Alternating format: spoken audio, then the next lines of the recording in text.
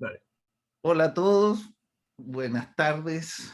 Eh, Bienvenidos a otro de nuestros seminarios departamentales. Para mí es muy especial esta ocasión porque tengo a mis ex estudiantes del magíster y también de pregrado de biología, ya estaba asociándose a mi laboratorio. Nos conocemos hace muchísimo tiempo. Daniel Smith, pues pelamos el cable, así como estábamos pelando el cable aquí antes que llegaran todos ustedes, hemos pelado el cable eternamente. eh, Biólogo nato, hiper conocedor de todas las cosas, ¿cierto? Y me consta que sus jefes allá en la Universidad de Yale quedaron muy impresionados con sus conocimientos, su variedad de conocimientos, porque Daniel es así, es curioso y se dedica a archivar, ¿no?, estos conocimientos en su cerebro. Él viene, bueno, en mi laboratorio hizo una investigación preciosa donde hay unas pequeñas osificaciones en el cuello que muy rápidamente se forman, apenas se forman, se pegan a otro hueso. Entonces, Daniel tuvo que sacrificar montones de embriones de pollo, montones para chuntarle el estadio, pero resulta que esas pequeñas osificaciones son huesos que tenían los dinosaurios que todavía están ahí en el embrión, que uno nunca las vería en el adulto. Que en el dinosaurio era un hueso separado, pero que ahí en el embrión todavía lo puedes ver como una cosa separada por un instante. Entonces, este trabajo de joyería donde encontró el hueso de dinosaurio en el embrión de pollo fue un trabajo que conseguimos publicar en Nature, Ecology and Evolution. Creo que uno de los primeros chilenos tiene que haber sido primer autor en esa revista fue Daniel. Y bueno, y después empezó su doctorado en Yale University, ¿cierto? Y conoció a algunos compadres míos del postdoc en el laboratorio de Anjan Bullard, un laboratorio estrella que saca muchos trabajos importantes, y ahí pudo desarrollar su tesis doctoral, que la terminó hace poquito. Entonces yo tuve la frescura de utilizar mi poder de, de coordinador de seminarios de departamento para que esta nos pudiera hablar de esa investigación. Así que sin más los dejo con Daniel Smith. Vale, gracias por la presentación, gracias por invitarme. Voy a empezar a compartir la pantalla. ¿Se ve ahí la presentación? Sí, se ve perfecto, sí. Dale. Entonces hoy día les voy a hablar del trabajo, parte del trabajo que hice durante mi tesis de doctorado, estudiando la embriología y la evolución de la musculatura en extremidades de tetrápodos. Oh, espérate. Ahí está. Y bueno, un mini recordatorio. Los tetrápodos son un grupo de vertebrados que está compuesto por reptiles y mamíferos que juntos forman un clado llamado amniotas, y los amniotas junto con los anfibios forman este grupo que llamamos tetrápodos. Entonces aquí en esta foto, en esta diapositiva, podemos ver los grandes grupos de tetrápodos modernos, incluyendo arcosaurios, los cocodrilos y las aves, las tortugas, que están cercanamente emparentadas a los arcosaurios, y lepidosaurios, que constan de las tuataras, y esquamata, que son las serpientes, que son un tipo de lagartija. Y también podemos ver acá en el fondo de esta imagen un ejemplo de mamíferos, y aquí siendo predado por un pájaro, un ejemplo de un anfibio. Y en la posición filogenética de los tetrápodos, acá representados por un reptil y por un par de anfibios, que son un grupo hermano de un grupo de peces llamados los peces pulmonados, están emparentados con los celacantos. Este grupo de peces que estoy marcando aquí se conoce como los peces sarcopterigios, y los otros peces óseos modernos son los actinopterigios, que podemos ver acá. Principalmente voy a estar hablando de cosas que hice trabajando con tetrápodos, pero en algunos momentos voy a irme por las ramas y voy a mostrar algunas cosas con otros peces. Aquí hay un recordatorio, estos son los tetrápodos, y una cosa que es llamativa, que llama la atención inmediatamente para alguien que ve distintos tetrápodos, es que se mueven de maneras muy distintas. Algunos vuelan, algunos corren, algunos caminan lento, algunos corren en dos patas, algunos son capaces de saltar, algunos nadan, etc. Y lo interesante de esto es que todas estas habilidades locomotoras distintas están posibilitadas gracias a las extremidades, los brazos y las patas, y los brazos y las patas están compuestos, son estructuras homólogas y están compuestos por los mismos huesos, los mismos músculos, los mismos nervios heredados y modificados desde un ancestro común de todos estos tetrados. Entonces, en general, el estudio de la anatomía comparada, sobre todo más moderno, se ha enfocado en estudiar los huesos, el desarrollo de los huesos, la evolución de los huesos, porque es más fácil de encontrar esto en el registro fósil, es más fácil de comparar con las formas extintas, etc. Y a mí, como dijo el Alex, yo trabajé en el desarrollo del esqueleto en su laboratorio y me interesó intentar estudiar otras estructuras que no fueran el esqueleto solamente. Entonces decidí intentar explorar el desarrollo y la evolución del sistema músculo-esquelético, enfocarme en los músculos. Entonces en esta charla les voy a hablar un poco sobre la embriología y la evolución de los músculos en las extremidades en amniotas, y también un poco de los misterios en el origen de los tetrápodos, de la musculatura en tetrápodos en general. Refiero a la musculatura de las extremidades, me estoy refiriendo a un grupo específico, particular, de músculos del cuerpo, que son músculos que están evidentemente asociados a las extremidades, pero no son todos los músculos asociados a las extremidades. Solamente un recordatorio rápido de cómo se desarrollan los músculos en un vertebrado en general. Muy temprano en el desarrollo, las células que forman el embrión tienen la principal tarea de separarse germinales, que son el ectodermo, el mesodermo y el endodermo, y lo que más nos interesa aquí es el mesodermo, esta capa que está entre medio como un sándwich entre las otras dos capas, y el mesodermo el que da origen a los músculos. El mesodermo paraxial, que es el mesodermo que flanquea la porción del mesodermo que va a dar origen a la notocorda, que se ve aquí, se segmenta secuencialmente en paquetes pareados de células llamados somitos, que eventualmente van a terminar flanqueando el tubo neural, y podemos ver acá en un embrión de pollo cómo se organizan los somitos desde el cuello hacia posterior. Y ven que son estos paquetes compuestos por células. Y una cosa interesante es que los somitos tienen una especie de interacción molecular, tienen una conversación molecular con el mesodermo que está lateral a los somitos, entre medio del ectodermo lateral y los somitos, y esta conversación lo que genera es que estas células que se denominan el lateral plate mesoderm empiezan a proliferar y a empujar este ectodermo y a protruir formando lo que se llama el primordio de la pata. Y eventualmente estas células que están dentro del primordio de la pata, algunas de esas células se condensan, formando los precursores del esqueleto o algunos otros tejidos. Tejidos que derivan de este mesodermo, por ejemplo, como ya les dije, el esqueleto. Estas células se condensan y forman los cartílagos, que después van a ser reemplazados por huesos. También células de este mesodermo se condensan y forman las células que van a formar el tejido conectivo, los tendones de las patas, del brazo y la pata. Pero hay tejidos del brazo y la pata que vienen desde fuera, que no se originan de este mesodermo. Por ejemplo, los nervios de un brazo extienden axones desde el tubo neural, que invaden esta pata o brazo en formación, se juntan en un punto y después se separan, formando, por ejemplo, el plexo braquial en un brazo.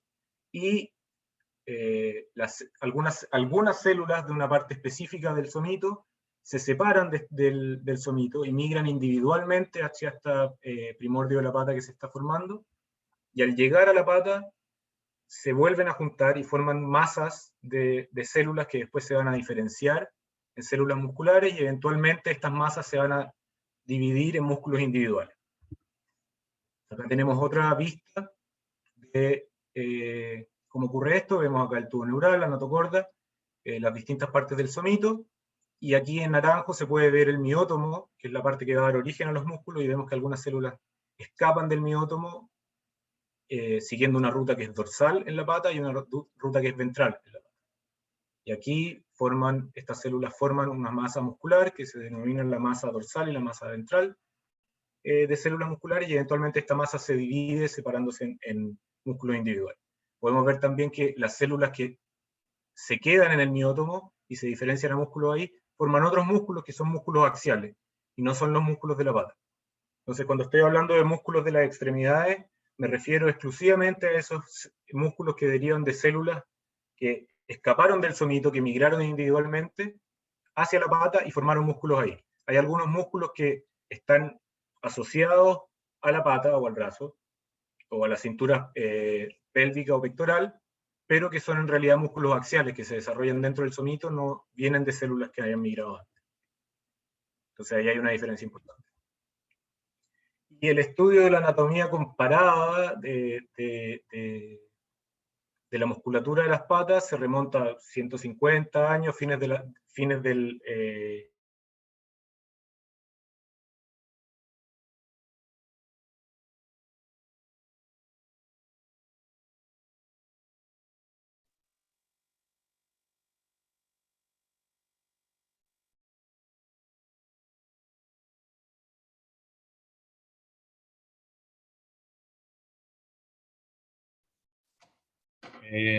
Se nos desapareció Daniel. Voy a tratar de contactarlo por WhatsApp. ¿Me escuchan?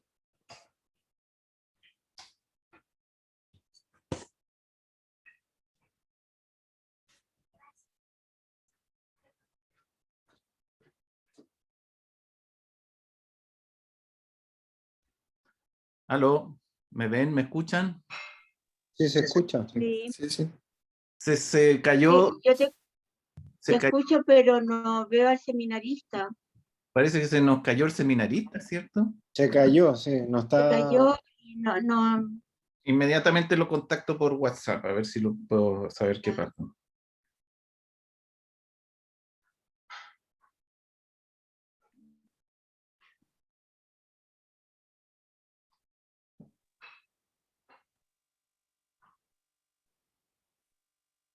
Espérate, ¿aló? Ahí está, ahí está.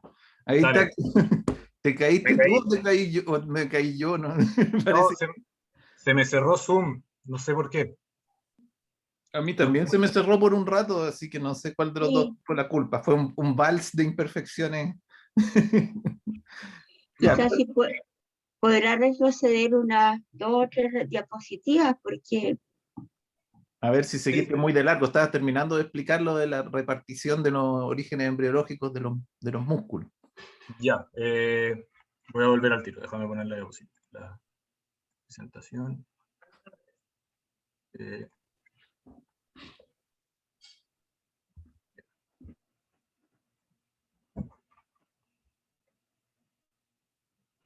Alex, tenéis que Sí. permitirme compartir. Sí.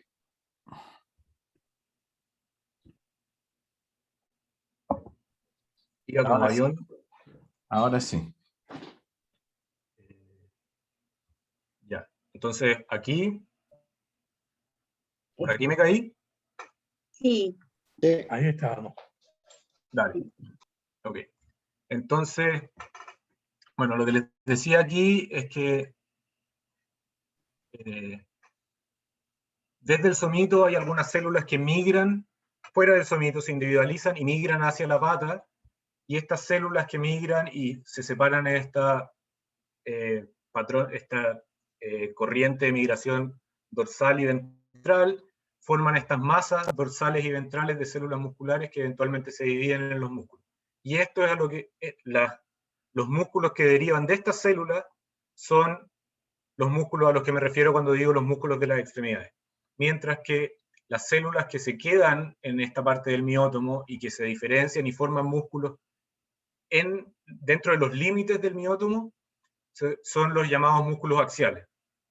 Y hay algunos músculos axiales que pueden estar asociados a la extremidad.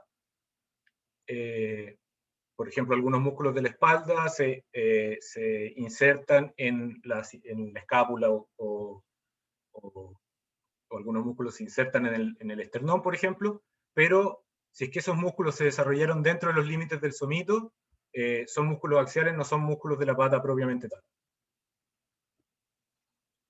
Y lo que les contaba a continuación es que el estudio de la evolución y anatomía de la musculatura desde una perspectiva de la embriología comparada data de hace más de 100 años. A fines del siglo XIX ya había gente estudiando, haciendo histología y estudiando, reconstruyendo la musculatura en distintas especies. Los estudios más importantes o más prominentes son los estudios hechos por Romer y sus estudiantes a partir de la década del 20 en adelante, en que ocupando distintas especies de amniotas, estudiaron el desarrollo, cómo se dividían estas masas de músculo y cómo formaban músculos individuales. Y en base a esto, hicieron estos esquemas en que muestran cómo estas masas dorsales y ventrales se subdividían, se dividían en porciones de músculo más pequeñas, que llamaron divisiones, y eventualmente estas divisiones dan origen a músculos individuales. Y acá podemos ver que se trabajaron con lagartijas, con tortugas, con una zarigüeya y con pollo. Sin embargo, a pesar de que estos estudios tienen algunos casi 100 años, han quedado pendientes algunas cosas. Los estudios más tempranos, algunas de las críticas que se le pueden hacer es que describen patrones de división irregulares. Por ejemplo, si uno compara lo que se describe en el caso de esta lagartija, la masa dorsal se divide en 3 divisiones, mientras que en el caso del pollo hay 4 divisiones de la masa dorsal. La nomenclatura es inconsistente en el sentido de que hay músculos que se llaman de una forma para una especie y de otra forma para otra especie.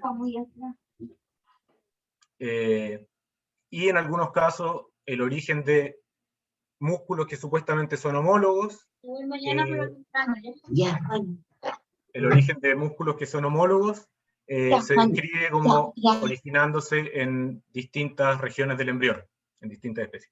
Y estudios más recientes, quizás la fallita que uno le puede atribuir, es que hay poco o ningún contexto comparado y está limitado a especies modelo, como el pollo o el ratón, y se ha dejado de lado el estudio de otros reptiles, por ejemplo.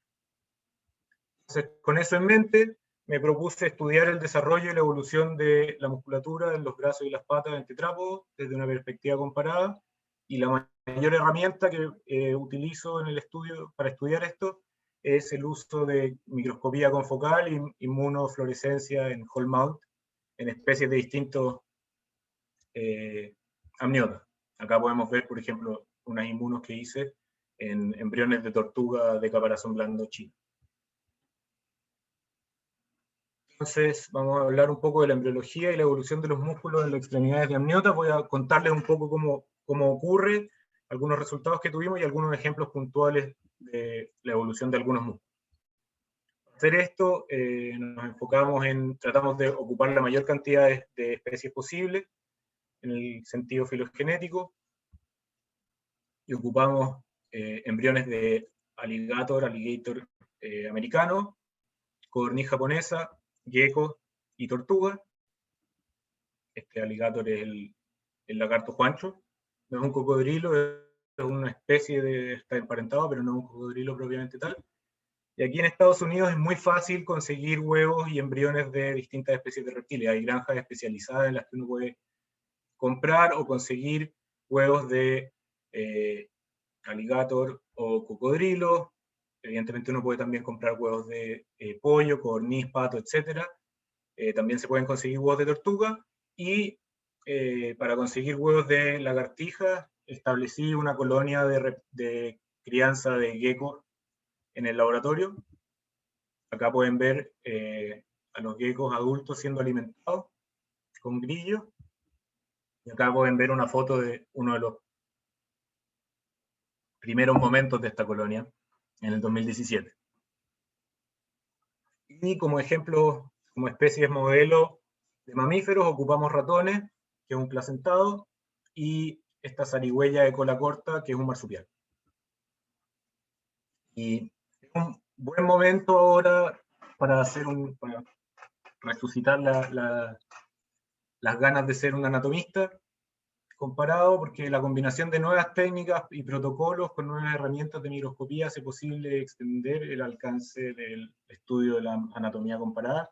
Uno puede partir con una serie de embriones y estudiar el desarrollo del esqueleto, y también el desarrollo de la musculatura y el desarrollo de otros tejidos, ocupando técnicas clásicas como por ejemplo estas tinciones de Alcian Blue o alizarina, o técnicas quizá un poco más sofisticadas como el uso de microscopía confocal.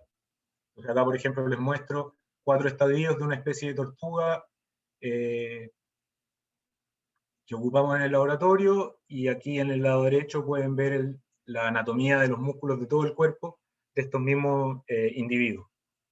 Y aquí se puede seguir como estudiar cómo va cambiando esta anatomía, y esto no está limitado solamente a los músculos. Acá les muestro, por ejemplo, en embriones de gecko, que podemos seguir cómo se desarrollan los músculos, cómo se desarrollan los nervios, cómo se desarrolla el esqueleto, cualquier otro tipo de tejido.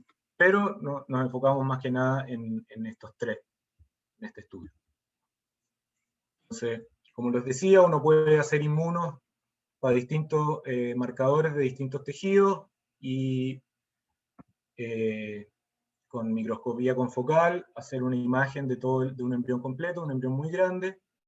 Eventualmente con algunos programas, como estos programas que les muestro acá, uno puede reconstruir, segmentar y reconstruir en 3D los volúmenes de estos distintos músculos y reconstruir cómo se ve la musculatura, por ejemplo, del brazo de un gecko, colorearlo de acuerdo darle colores a distintos músculos de acuerdo al origen embrionario, por ejemplo. Esto es lo que les muestro también aquí con esta serie de embriones de aligato. Que podemos ver, de nuevo este lagarto Juancho, podemos ver que la masa dorsal, y la masa que está aquí en café, y la masa ventral, que ya está parcialmente dividida y está coloreada en verde y celeste, estas masas de músculos crecen, se expanden a medida que el brazo crece, y también se separan, se empiezan a separar en distintas porciones. Y estas distintas porciones uno las puede colorear para seguirlas en el tiempo. Por ejemplo, acá coloreamos una de las porciones de la masa dorsal que se separa en rojo, otra en un café un poco más oscuro, etc. Y estas distintas porciones de músculo que llamamos divisiones, les asignamos nombres en base a músculos particulares que se originan de esta división. Por ejemplo, la división deltoide, que está aquí en rojo, es la porción de músculo de donde se van a originar los músculos deltoides en esta especie. Pero una cosa interesante que quizás no nos esperábamos mucho es que este patrón de divisiones que observamos, que les mostré aquí en una especie, se conserva en todas las especies de amniotas que vimos. No es una cosa que cada amniota tiene un patrón de divisiones separado o independiente, o más o menos diferente, como había sido descrito en un principio, sino que todos los amniotas siguen este patrón estereotípico de divisiones de las masas musculares, tanto la dorsal y la ventral.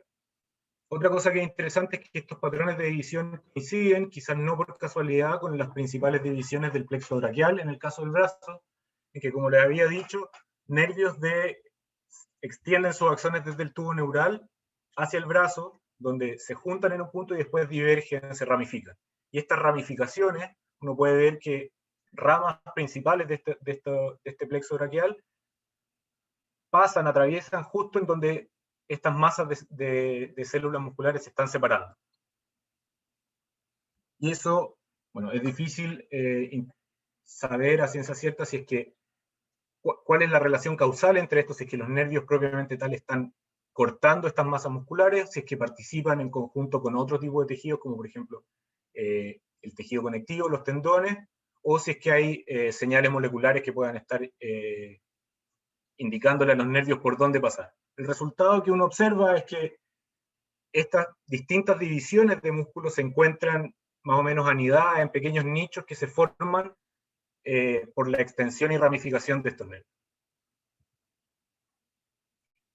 Eventualmente estas masas de músculo crecen, se elongan y se separan formando los músculos individuales. Acá podemos ver que esta masa dorsal, por ejemplo, si es que la seguimos en el tiempo, eventualmente va a crecer y se va a separar en 4 divisiones fácilmente identificables, una que está en rojo, otra que está en café, una que está por ahí, más profundo, por debajo de la escápula, que está coloreada de morado, y otra más grande que está coloreada de naranja. Y eventualmente esta que está coloreada de naranja se subdivide en subdivisiones más pequeñas, y eventualmente todas estas divisiones van a terminar dando origen a músculos individuales.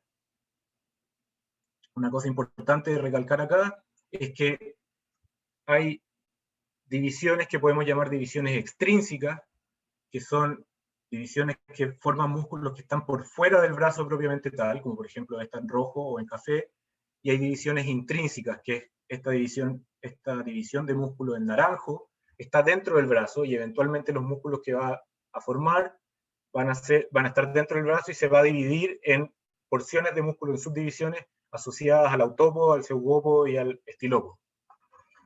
Y lo mismo pasa en la parte ventral, en que hay dos divisiones extrínsecas y una división intrínseca que eventualmente se separa en subdivisiones asociadas al autópodo, con la mano, al pseudópodo, que es el antebrazo, y al estilópodo, que es el brazo, la parte proximal del brazo. Y con esto, una cosa interesante que encontramos es que hay un patrón de división de la musculatura del brazo de amniotas que es estereotípico y conservado en todas las especies que estudiamos. Que podemos ver acá, como ya les dije, estas tres divisiones extrínsecas de la masa dorsal y una división intrínseca de la masa dorsal que se divide en tres subdivisiones, y la masa ventral que se divide en dos divisiones extrínsecas y una división intrínseca que también se separa en tres subdivisiones. Importantemente, podemos seguir y comparar el origen del desarrollo de cada músculo del brazo, en este caso, en cada especie, y decir, este músculo viene de esta división, este músculo viene de esta otra. Y también podemos comparar esto con hipótesis previas de homología o historia evolutiva de músculos específicos. Por ejemplo, acá, en este trabajo del 2010 de Abdala y Diogo, ellos proponen homologías y historias evolutivas de algunos músculos que se encuentran en tetrápodos en general. Acá puse en blanco, le tapé un poco lo que dicen de anfibios, porque vamos a hablar de la situación de anfibios más tarde, y tapé en blanco también aquí algunos músculos que son axiales, que no son músculos de la pata propiamente tal. Pero podemos ver inmediatamente que, por ejemplo,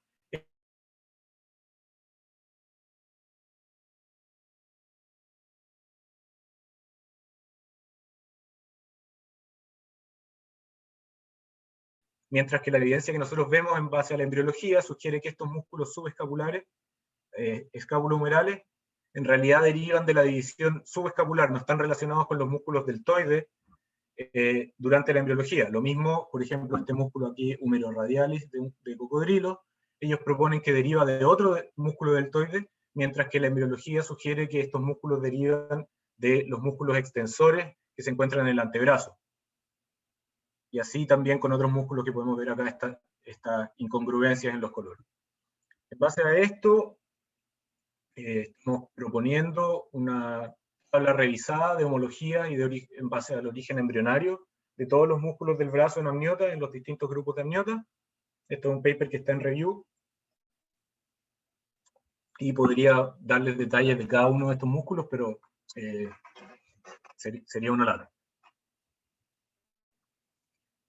También estudiamos de la misma forma la musculatura de la pata.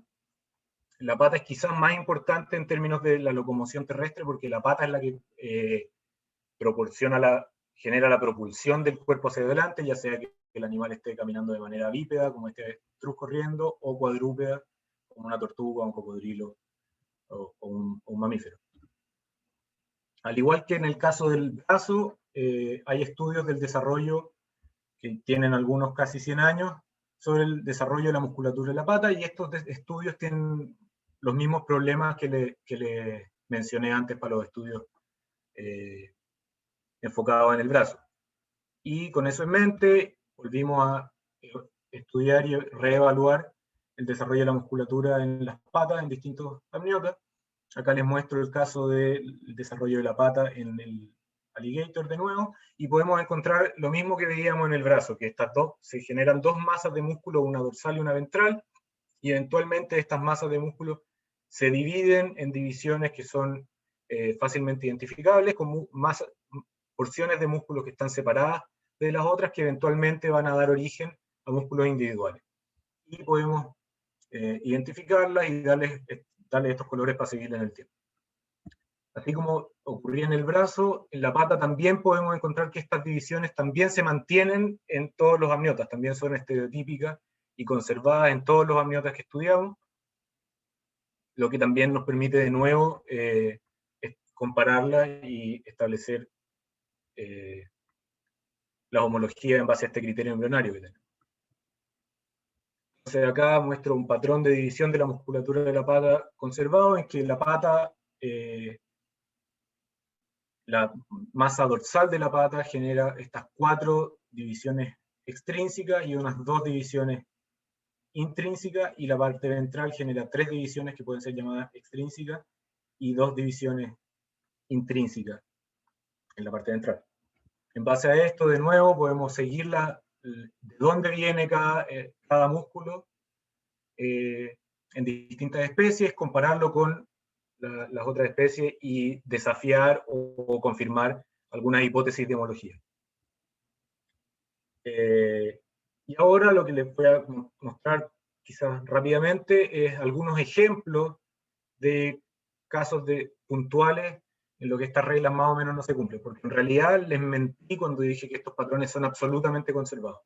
El patrón en general se conserva, por ejemplo en el caso de un brazo, pero hay sutiles diferencias en que podemos ver que el patrón de división y desarrollo de los músculos en el brazo, en reptiles por ejemplo, difiere del patrón de mamíferos en algunas sutilezas que son importantes para entender la anatomía de la musculatura de los mamíferos. Por ejemplo, acá pueden ver que puse un par de asteriscos en la división extensora distal, que son los músculos que se generan en la parte dorsal de la mano, en mamíferos, porque los mamíferos, los músculos extensores de la mano no se desarrollan en mamíferos.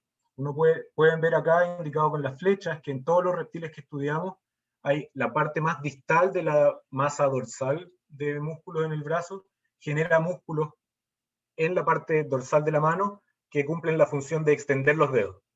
Y esto se puede ver, a pesar de que están reducidos, en un pollo, en un ave, en un cocodrilo, en un gecko, en una tortuga. Pero los mamíferos no desarrollan esta parte más distal de la musculatura de la mano. De esta forma, todos los músculos de la mano en un mamífero vienen de la parte ventral. Todos los músculos que nosotros tenemos en la mano tienen un origen ventral, incluso algunos músculos que están en una posición más dorsal en la mano. Durante el desarrollo del embrión de mamífero, estos músculos se originan en la parte ventral y medio que se aprietan y pasan entre medio de los huesos de la mano para llegar a esta posición más dorsal. Y esto no había sido descrito. Otra cosa importante, una diferencia importante en mamíferos es que, por ejemplo, si vemos el desarrollo de los músculos del pecho en reptiles, como acá ejemplificado en el caso del alligator, podemos ver que los 2 músculos principales del pecho se desarrollan de una división llamada la división pectoral y otra división llamada la división supracoracoide, que están en verde oscuro y verde claro. Y cada una de esas divisiones genera un músculo grande llamado el músculo pectoral, que es un músculo enorme en el pecho, y el músculo supracoracoide, que es un músculo que varía en su tamaño, pero también está ubicado en el pecho. Y esto se mantiene para todas las especies de reptiles. Quizás hay una sutil diferencia en el caso de las aves, en que el músculo supracoracoide tiene una morfología particular asociada a su rol en levantar el ala durante el vuelo, pero en general el desarrollo de estos músculos sigue más o menos la misma línea en todos los reptiles que vimos. Mientras que en mamíferos, este músculo, sobre todo el músculo supracoracoide, la división supracoracoide, que se origina en el pecho, en mamíferos este músculo se extiende, esta división muscular se extiende hacia el hombro, invade la escápula. Y pueden ver acá que se separa, se bifurca alrededor de una espina que se genera en la escápula en los mamíferos y forma los músculos supraespinatus e infraespinatus, que son músculos del hombro que ustedes pueden tocar si es que se tocan aquí detrás del hombro y mueven el brazo hacia atrás, pueden sentir cómo esos músculos se contraen. Esos músculos están relacionados filogenéticamente con músculos que son exclusivos del pecho en reptiles. Y así como hay excepciones o las diferencias en cómo se desarrollan los músculos del brazo. En amniotas también hay algunas diferencias en cómo se desarrolla la musculatura de la pata en amniotas. Y también vemos que hay esta dicotomía entre la forma en que los reptiles forman su musculatura y qué pasa con los mamíferos. El caso más importante, quizás más relevante que les quería mostrar, es enfocarse en la historia evolutiva de los músculos caudofemorales e iliofibulares. Y estos músculos se desarrollan a partir de la división caudofemoral, que es la división más posterior de la musculatura ventral de la pata y que está coloreada en verde oscuro aquí, como pueden ver, y el músculo iliofibular, que se desarrolla de la división iliofibular, que es la más posterior de las divisiones de la musculatura dorsal de la pata, coloreada en naranjo. Y importantemente este músculo, la división iliofibular, está conectada con la musculatura más distal en los embriones más tempranos, por ejemplo un alligator, y eventualmente se separa formando un músculo individual único de pequeño tamaño, que es el músculo iliofibular. El músculo iliofibular o iliofibularis, su rol es levantar la porción más distal de la pata, mientras que el músculo caudofemoralis longus, que es el músculo más grande que deriva de la división caudofemoral, es un músculo enorme que ocupa una porción gigante de la cola en un reptil típico, se inserta en el fémur y su función es retraer el fémur. Cuando este músculo se contrae, el fémur se mueve hacia atrás, lo que genera que el animal se mueva hacia adelante. Y acá podemos ver con estas flechitas el movimiento que genera la contracción de estos músculos. Y podemos ver aquí en este alligator caminando que cuando el músculo caudofemoralis se extiende, la pata va hacia atrás y el animal avanza hacia adelante, y después la contracción del músculo iliofibularis es uno de los músculos que genera que se levante la pata para poder después volver a empezar el ciclo. Lo interesante es que el principal retractor del fémur en mamíferos no es el caudofemoralis. De hecho, la cola no cumple un rol importante en la propulsión del cuerpo. Podemos ver que un animal como una vaca, que tiene una cola reducida, o un mamífero como un humano, que no tiene cola, la cola no cumple absolutamente ningún rol motor en ese sentido. De hecho, la morfología, el tamaño, la función de la cola pueden ser muy variados. Podemos ver acá en este perro que la cola es un chongo, no tiene mayor función, mientras que en otros animales la cola puede ser larga y tener una función de ayudar en el equilibrio, o puede ser ocupada como una quinta extremidad prensil, como en el caso de esta zarigüeya y algunos monos. El principal retractor del fémur son los glúteos. Los glúteos son un grupo de músculos, son 3 músculos, el glúteos maximus, medius y minimum, que están asociados a la pelvis. Y estos músculos en humanos son particularmente importantes porque ayudan a mantener la postura erguida que tenemos. Si que vemos el desarrollo de un ratón, por ejemplo, vemos que la musculatura caudofemoral está extremadamente reducida en mamíferos. Pueden ver acá que se asoma un pequeño grupo muscular que está coloreado en verde, que es el remanente de la musculatura caudofemoral, en contraste con lo que se ve en reptiles, en que esta masa muscular es enorme. Y así como el rol del caudofemoralis longus fue reemplazado por la musculatura gluteal, los glúteos derivan de la porción más posterior de la masa dorsal de la pierna, como pueden ver acá, al igual que el músculo iliofibularis de los reptiles. Entonces lo que proponemos es que este músculo, que en el reptil no tiene una función motora de propulsión tan importante, se cooptó y se expandió como el músculo principal en la locomoción de mamíferos. Entonces podemos ver acá que la musculatura caudofemoral, que está muy reducida, se transformó en un grupo de músculos pequeños que cumplen una función estabilizadora de la articulación del fémur, y podemos ver que esto es lo que queda de la división caudofemoral. Y así como la división iliofibular se expande, dando origen a los músculos gluteales y al músculo llamado piriforme, la división caudofemoral está reducida y da origen a los músculos gemelos y el obturador interno, que en realidad, como ya les dije, son músculos estabilizadores de la articulación. Es interesante, quizás solo como un dato anecdótico, notar que aves y tortugas también presentan anatomías divergentes del músculo caudofemoralis longus, y esto también está asociado a cambios en su modo locomotor. Que el músculo se reduce, por ejemplo, en el caso de las aves, o el músculo cambia completamente de dirección y función, como en el caso de las tortugas, en que el músculo cumple la función de retraer la cola para proteger la parte posterior del cuerpo, como cerrando el espacio que queda detrás del caparazón. Y este músculo no tiene una inserción en el fémur y no participa en la retracción del fémur. Otra cosa interesante es que los músculos de la cola de los mamíferos, todos los músculos de la cola que en algún momento se propuso que podían ser derivados de esta musculatura caudofemoral, todos tienen un origen axial y no tienen relación con los músculos caudofemorales. Y una cosa que es entretenida de ver es que cuando uno ve el registro fósil del origen de los mamíferos, hay un momento en el origen de los mamíferos en que la cola, una cola grande como la de un reptil, como la que uno esperaría ver en un cocodrilo, asociada probablemente a un músculo caudofemoral grande, se reduce, por ejemplo en este grupo, se reduce, sigue siendo larga, pero no tiene procesos vertebrales que permitan la inserción de un músculo grande, y eventualmente la cola se reduce casi completamente, queda haciendo esta cosa corta, que podemos ver en esta especie.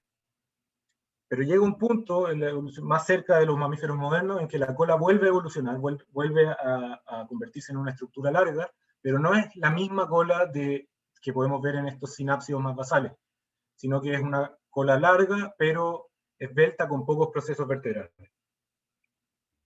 Lo que proponemos es que probablemente en el origen de los sinápsidos, estos animales también,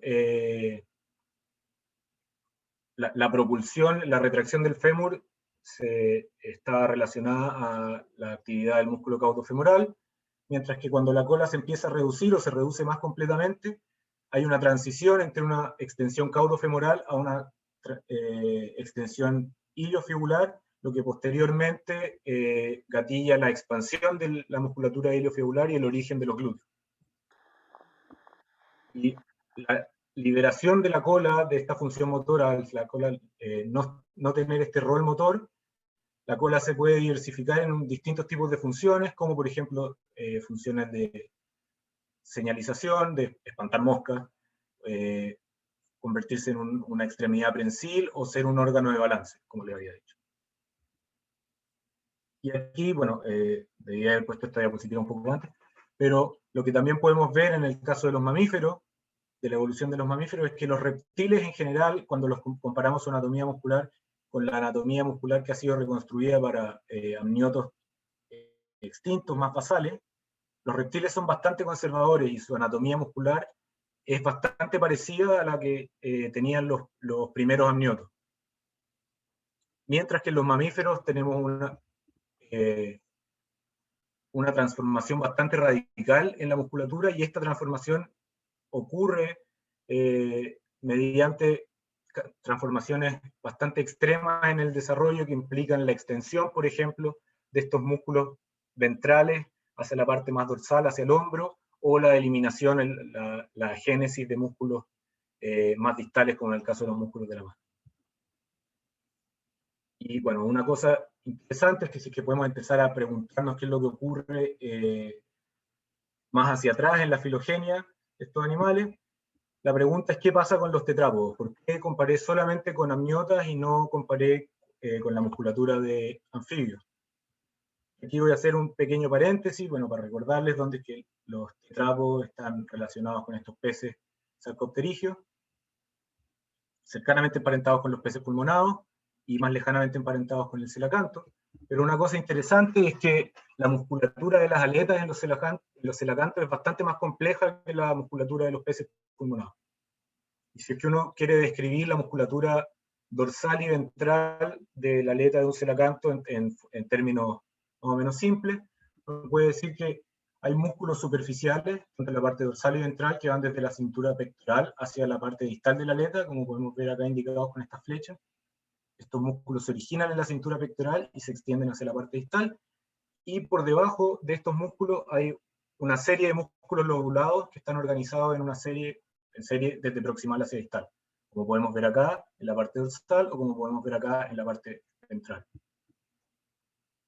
Y esto, con un poco de imaginación, se parece a la organización de los músculos, o se parece un poco a la organización de los músculos en un embrión de una amniota, particularmente esta organización de lóbulos de la musculatura más distal del brazo, tanto en la parte dorsal como ventral. Estos músculos se separan primero en lóbulos que después dan origen a los músculos individuales.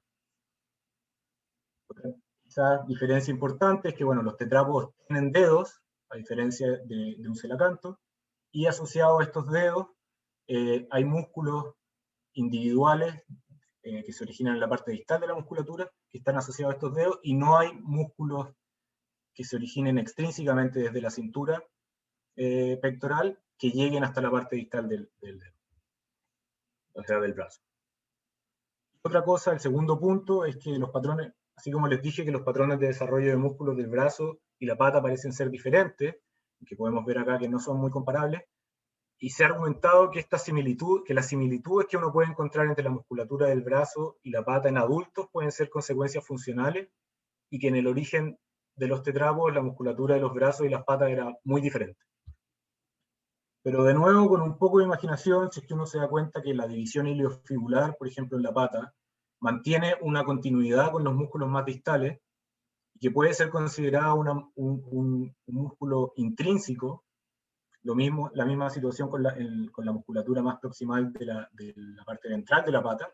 El esquema del desarrollo de la musculatura de la extremidad anterior y la extremidad posterior no es tan distinto.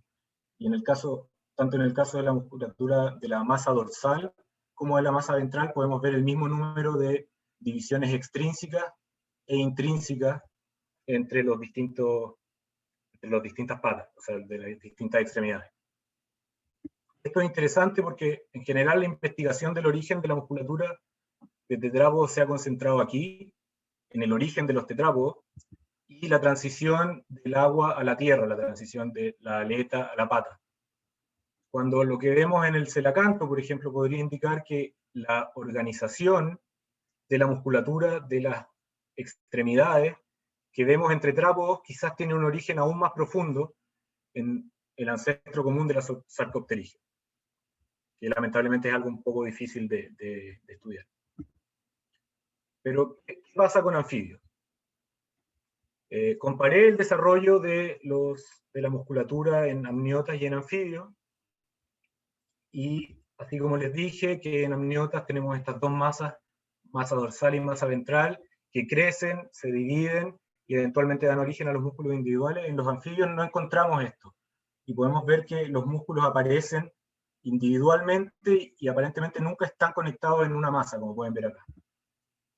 Aquí podemos verlo con más claridad. En este estadio podemos ver que hay dos músculos dorsales, y en un estadio ligeramente más tarde podemos ver que hay dos músculos dorsales nuevos que aparecen que no estaban conectados con estos músculos más proximales, y no forman una masa continua con estos músculos. Entonces evalué cuál es la situación en peces sarcopterigios, y en estos peces la condición es bastante más parecida a la de los amniotas que a la del anfibio, en el sentido de que desde estadios tempranos hay una masa dorsal y una masa ventral de músculos en la aleta, que eventualmente crece y se diferencia, se separa en unos pocos músculos principales y un músculo proximales, y un músculo principal que ocupa la parte más distal de la aleta. Entonces, en este sentido, amniotas y peces actinopterigios tienen un desarrollo más parecido entre ellos de lo que vemos en anfibios. Aquí intenté explorar un poco más o menos cómo, si es que había alguna indicación de continuidad entre estos músculos. Acá, por ejemplo, pueden ver una tinción de DAPI con un inmuno a alfa-tubulina para marcar el citoesqueleto, para tratar de ver la forma de las células. Y una cosa que se nota, pueden ver acá apuntado en rojo, es que las células musculares tienen una forma que es muy distinta a las otras células mesenquimáticas que no están formando parte de un músculo. Las células musculares son más grandes y más elongadas, el núcleo es más elongado, mientras que en las otras células el núcleo es redondeado y son más pequeñas. Y esto se puede ver en los distintos estadios, cómo aparecen estos paquetes de células con núcleos más elongados y grandes, pero no hay una continuidad, no hay algo que indique si es que hay una continuidad entre estos distintos grupos de músculos. Acá, por ejemplo, segmenté digitalmente los núcleos de todas las células que están en estos músculos con algunos núcleos de las células que están entre medio, y podemos ver que no hay una indicación de continuidad entre estos músculos. Y una cosa que hay que considerar es que el desarrollo de las extremidades en anfibios está drásticamente retrasado con respecto al resto del cuerpo. En algunos casos, por ejemplo, pueden ver acá que los brazos se empiezan a desarrollar más o menos temprano en el desarrollo de esta larva, pero las patas se empiezan a desarrollar cuando la larva ya eclosionó y lleva probablemente días o quizás semanas comiendo, alimentándose, y el resto del cuerpo está bastante desarrollado. En algunos casos pueden pasar años antes de que las extremidades se desarrollen, y esto genera un problema o una incógnita, en el sentido en que, como les dije, en el caso de los amniotas, las células que forman los músculos migran desde el somito hacia la pata, donde van a formar estas masas musculares. Mientras que en el caso del anfibio, en el momento en que se empieza a desarrollar el primordio de la extremidad, los somitos ya no existen como una entidad embrionaria, ya no existen como una estructura, han dado origen a los músculos axiales, han dado origen a las vértebras, han dado origen a partes de la dermis, y ya no existen. Entonces, está la interrogante de dónde vienen estas células. ¿Vienen de los somitos como en amniota, o quizás estas células que forman los músculos vienen del mesodermo lateral? Y esto también es problemático porque, al igual que en el caso de los somitos, cuando se empiezan a desarrollar las extremidades en los anfibios, el lateral plate mesoderm ya dio origen a la esplagno y somatopleura, que son tejidos epiteliales que rodean el celoma. Entonces, independiente de dónde vienen estas células o qué es lo que hacen en el intertanto en que su origen embrionario desaparece y que se empieza a desarrollar la pata, la pregunta es cómo se organizan durante el desarrollo de la musculatura. En el caso de una amniota tenemos una masa de células que se diferencia en células musculares y eventualmente se separa, pero no sabemos bien si es que en anfibios la situación es distinta, subpoblaciones separadas e independientes de células que se van a diferenciar en células musculares, o si es que hay una masa continua de células y subpoblaciones dentro de esta masa continua comienzan a diferenciarse en células musculares y a formar los músculos.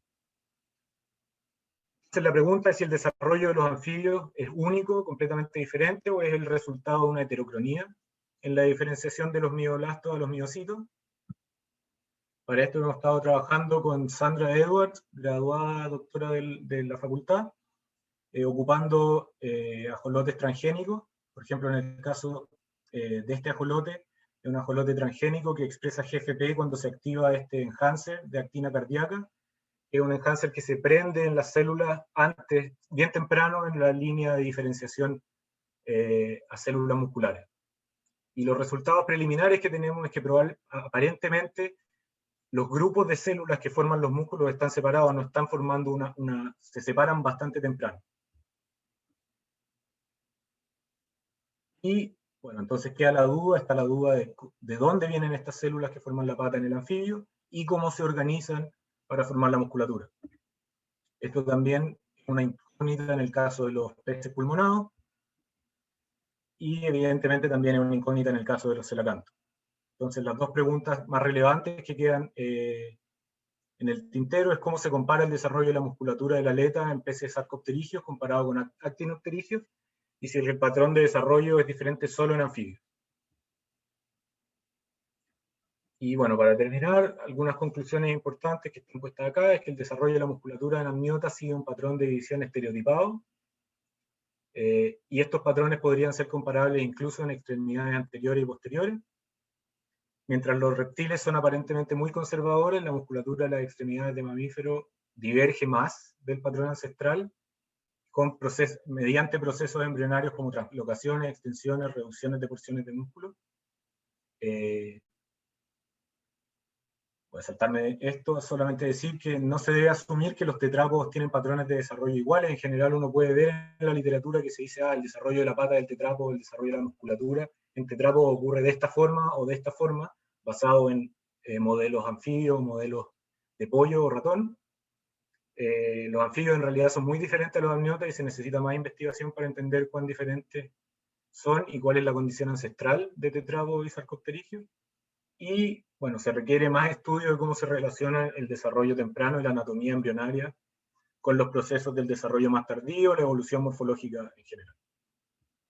Y con esto quiero, bueno, agradecer a los colaboradores que he tenido durante estos años, agradecer al Departamento de Earth and Planetary Sciences en la Universidad de Yale, al Instituto, al GIBS, Institute of Biospheric Studies en Yale, y particularmente quiero agradecer a mis colaboradoras Micaela Vergara y Sandra Edwards, que son dos egresadas de la Facultad de Ciencias de la Universidad de Chile y con las que he podido trabajar.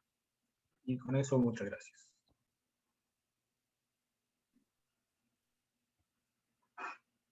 Estupendo, muchas gracias, Daniel. Excelente seminario, me encantó, me encantó. Damos entonces paso a la sesión de preguntas. Si alguien quiere preguntar, parece que Jorge quiere preguntar. Y Liliana, a ver. ¿Cómo Jorge, supiste? ¿Cómo supiste? ¿Aló? ¿Cómo? ¿Sí, me oye? Ahí sí, sí. Ya. ¿Y cómo supiste que quería preguntar, profesor Vargas? Porque esta vez me di cuenta que habías desactivado tu micrófono, Jorge. Ah, sí, hay varias cosas que son muy notables de esto. Es precioso todo el trabajo. Gracias. No esperábamos menos, pues, Smith, de tu persona. Gracias. Oye, una cuestión que me quedó curiosa, hay dos cosas. Una que me dejó muy curioso, esta situación de la cola involucrada en la locomoción en los reptiles versus los glúteos involucrados en la locomoción en los mamíferos. Pero los pájaros tampoco tienen cola. ¿Cómo hacen para mover el fémur entonces? ¿Cuál es el músculo en los pájaros? A ver, voy a compartir de nuevo.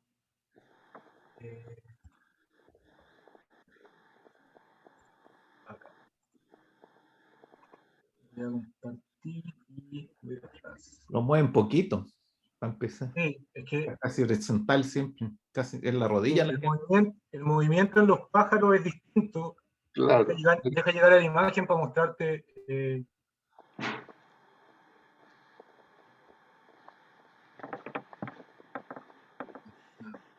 Quizás debería haber movido acá. Oh, me pasé. Ya. Entonces, mientras en un cocodrilo o en una lagartija que tiene una cola grande y hay un músculo caudofemoral grande, que es el músculo que al contraerse tira el fémur hacia atrás, como dice con Poma, en los pájaros la cola es corta y el músculo caudofemoral en realidad no participa tanto de la locomoción.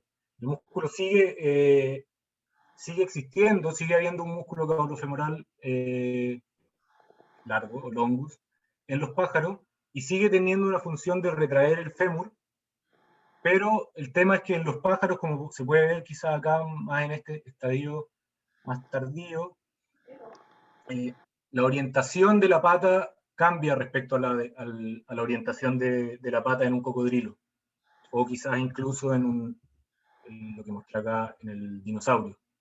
Mientras en el dinosaurio la pata está orientada en esta forma, en un pájaro uno podría encontrar el fémur con una orientación casi horizontal al eje del cuerpo.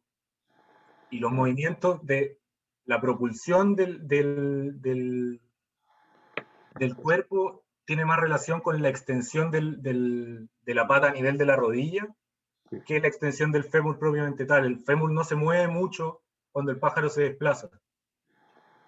Entonces, esto aparentemente es distinto a la condición que es en dinosaurios, en que el fémur está orientado diferente, pero al cambiar la orientación del fémur en el pájaro, y al ocupar un movimiento distinto y al requerir otros músculos que son más importantes en la propulsión, quizás esto permitió que el caudo femoral no fuese tan importante, y al no ser tan importante esto permite que la cola se reduzca.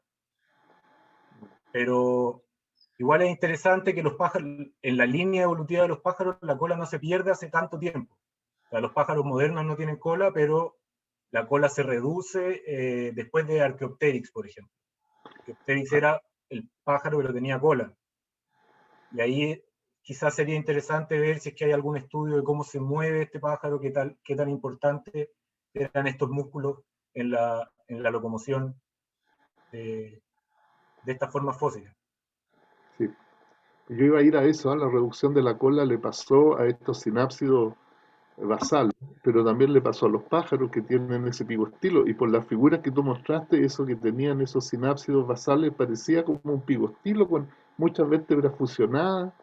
No sé si están fusionadas, pero las vértebras sí están reducidas. Obviamente la imagen que puse acá es un dibujo. Creo que tengo que hacer un estudio un poco más detallado de la anatomía de cada cola en general, sobre todo en esta región de la filogenia, de los sinápsidos. Pero sí, la cola se reduce y en realidad lo interesante es ¿qué es lo que es primero?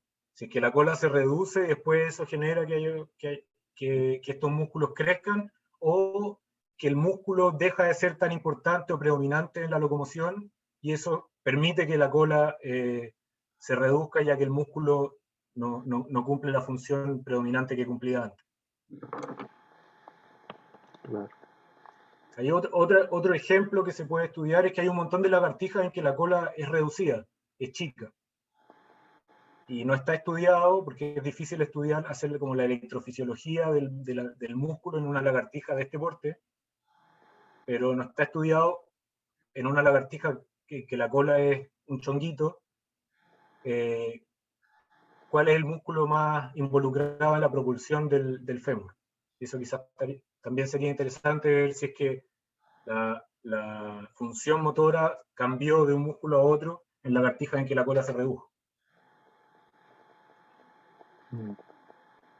Hay otra cosa interesante que tiene que ver con, vos estaba pensando en los cecilios, que no tienen extremidades. Uh-huh. Interesante, porque esos se quedaron así para siempre, ¿no? No les pasa como a tus otros anfibios, que después de que termina, digamos, la organogénesis, si tú quieres, o la morfogénesis temprana, mucho después, ya casi en la adultez, desarrollan esta musculatura, las extremidades y la musculatura. Es interesante eso también, pero eso me lleva a mí a la siguiente cosa que te quería comentar. El concepto de homología hay que ponerle un signo de interrogación, ¿no? Uno no puede ser tan ingenuo respecto de eso, ¿no? ¿No te parece a ti? Porque tú estás mostrando aquí un ejemplo. ¿Qué es lo que se conserva en ese caso? Porque no es el modo de desarrollo en el caso de los anfibios respecto al resto de los tetrápodos. Claramente que el modo de desarrollo de la extremidad no es lo que está conservado. Hay un modo ad hoc de desarrollo en los tetrápodos que tiene que ver con esta cuestión que tú describiste, de lo tardío que ocurre, pero sin embargo lo que aparece es una pata o una mano. No sé, ¿qué es lo que está conservado? ¿Qué es lo que se conservó ahí? ¿Cómo es que se conserva ese patrón estructural, digamos, final, y el proceso no se conserva? Es ad hoc. Me salí del Zoom sin querer, se me volvió a caer, así que me perdí lo último que estabais diciendo. No, respecto del concepto de homología y la invitación que hace estos resultados tuyos a ponerle un signo de interrogación. Y una cosa, cómo se conserva, y la otra cosa es qué es lo que se está conservando. No se está conservando el modo de desarrollo, ¿no es así? Cuando tú comparas los anfibios con el resto de los tetrápodos. Pero sí se está conservando un resultado, cosa curiosa. Se está conservando el resultado. Entonces, ¿cómo se conserva eso? ¿Cómo se conserva algo tan entelequico? Una cosa, a ver si es que tengo la... Una cosa en la que pensaba todavía, bueno, es un poco temprano para especular antes de tener los resultados. Alex, ¿podéis dejarme compartir la pantalla? Voy. Vale. Antes de tener los resultados es difícil ponerse a especular sobre la homología o sobre qué significan estas cosas, pero podría ser el caso de que en una amniota las células musculares vienen del somito, y en un anfibio las células musculares no vienen del somito. Eso podría ser un caso, hay algunos papers que han sugerido eso, que han intentado marcar como el somito en un xenopus, y no han encontrado marca GFP en los músculos de la pata. Y esto plantearía como una dicotomía, un problema enorme, en el sentido que uno podría decir, bueno, si los músculos de la pata de un anfibio no vienen del mismo tejido embrionario, del mismo origen embrionario que en una amniota, ¿cómo es que son homólogos? Pero una cosa que es importante de tener en cuenta es que el músculo no se está desarrollando solo. Estas células musculares entran a la pata, por ejemplo, en el caso de una amniota, y prácticamente de inmediato empiezan a interactuar con otros tejidos, como mostré, que interactúan con los nervios, o por ejemplo con el tejido conectivo, con los tendones, que en realidad los tendones forman como una especie de bolsillo que va a envolver estas células musculares, y se ha postulado que son los tendones los que instruyen al músculo a cortarse, a separarse en músculos individuales.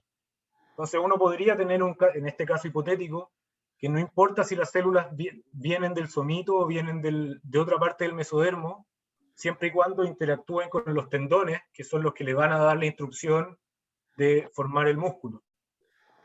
Entonces ahí el caso de la homología quizás no es estricta en el sentido de las células que están participando, pero sí en el sentido del proceso que está ocurriendo. Bueno, esas son cosas que, como dije, están en el tintero. Hay gente que ha dicho esto pasa así, hay gente que ha dicho que esto pasa así, pero son interesantes de ponerle un ojo y de estudiar. Mi intención es hacer eso en el futuro. Pero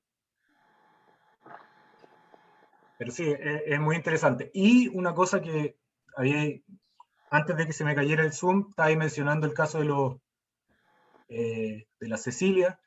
Sí. Tuve que sacar de la presentación un pedazo considerable de lo que iba a presentar, en que iba a hablar de otro trabajo que hice sobre la pérdida de patas en reptiles, y una de las cosas que iba a mencionar era que, claro, que no solo las cecilias pierden las patas dentro de los anfibios, sino que hay otros salamandras que también pierden las patas, que se reduce.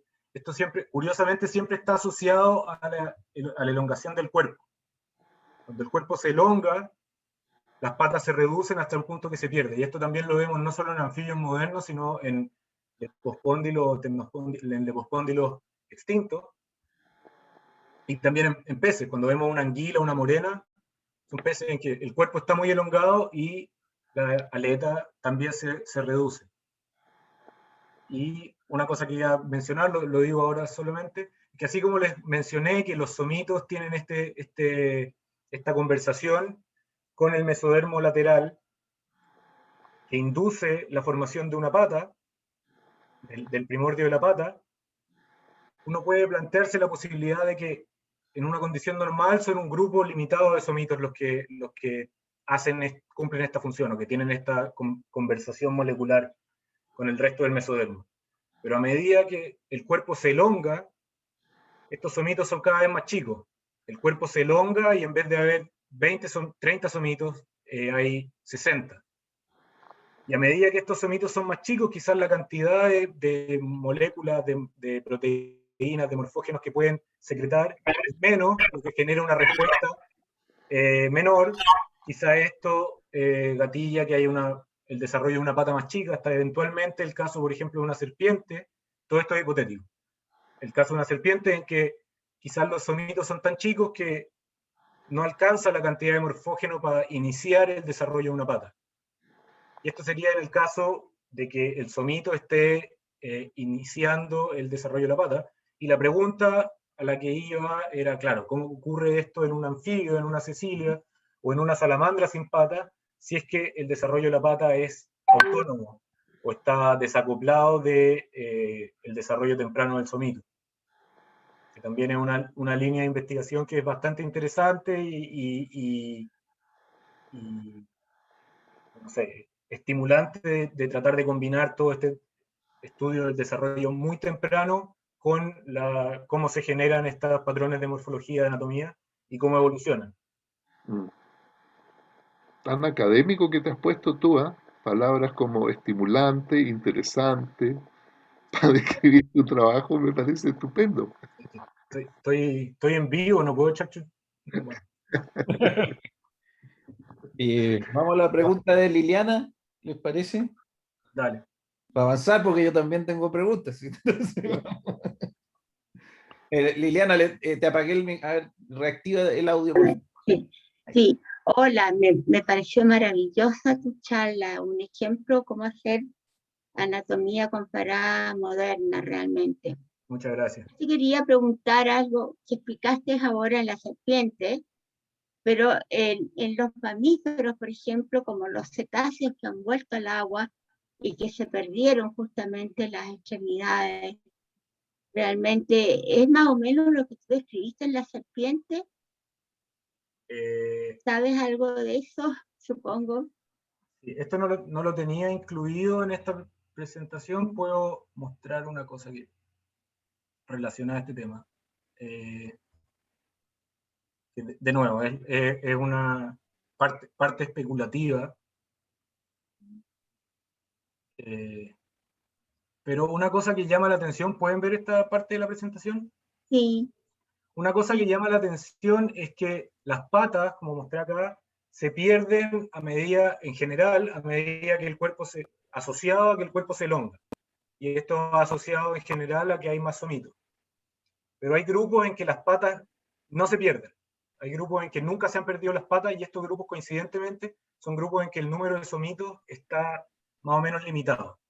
Por ejemplo, las ranas tienen 8 o 9 vértebras en todo el cuerpo, y esto es un número fijo. Y no hay casos de ranas en que las patas se pierdan.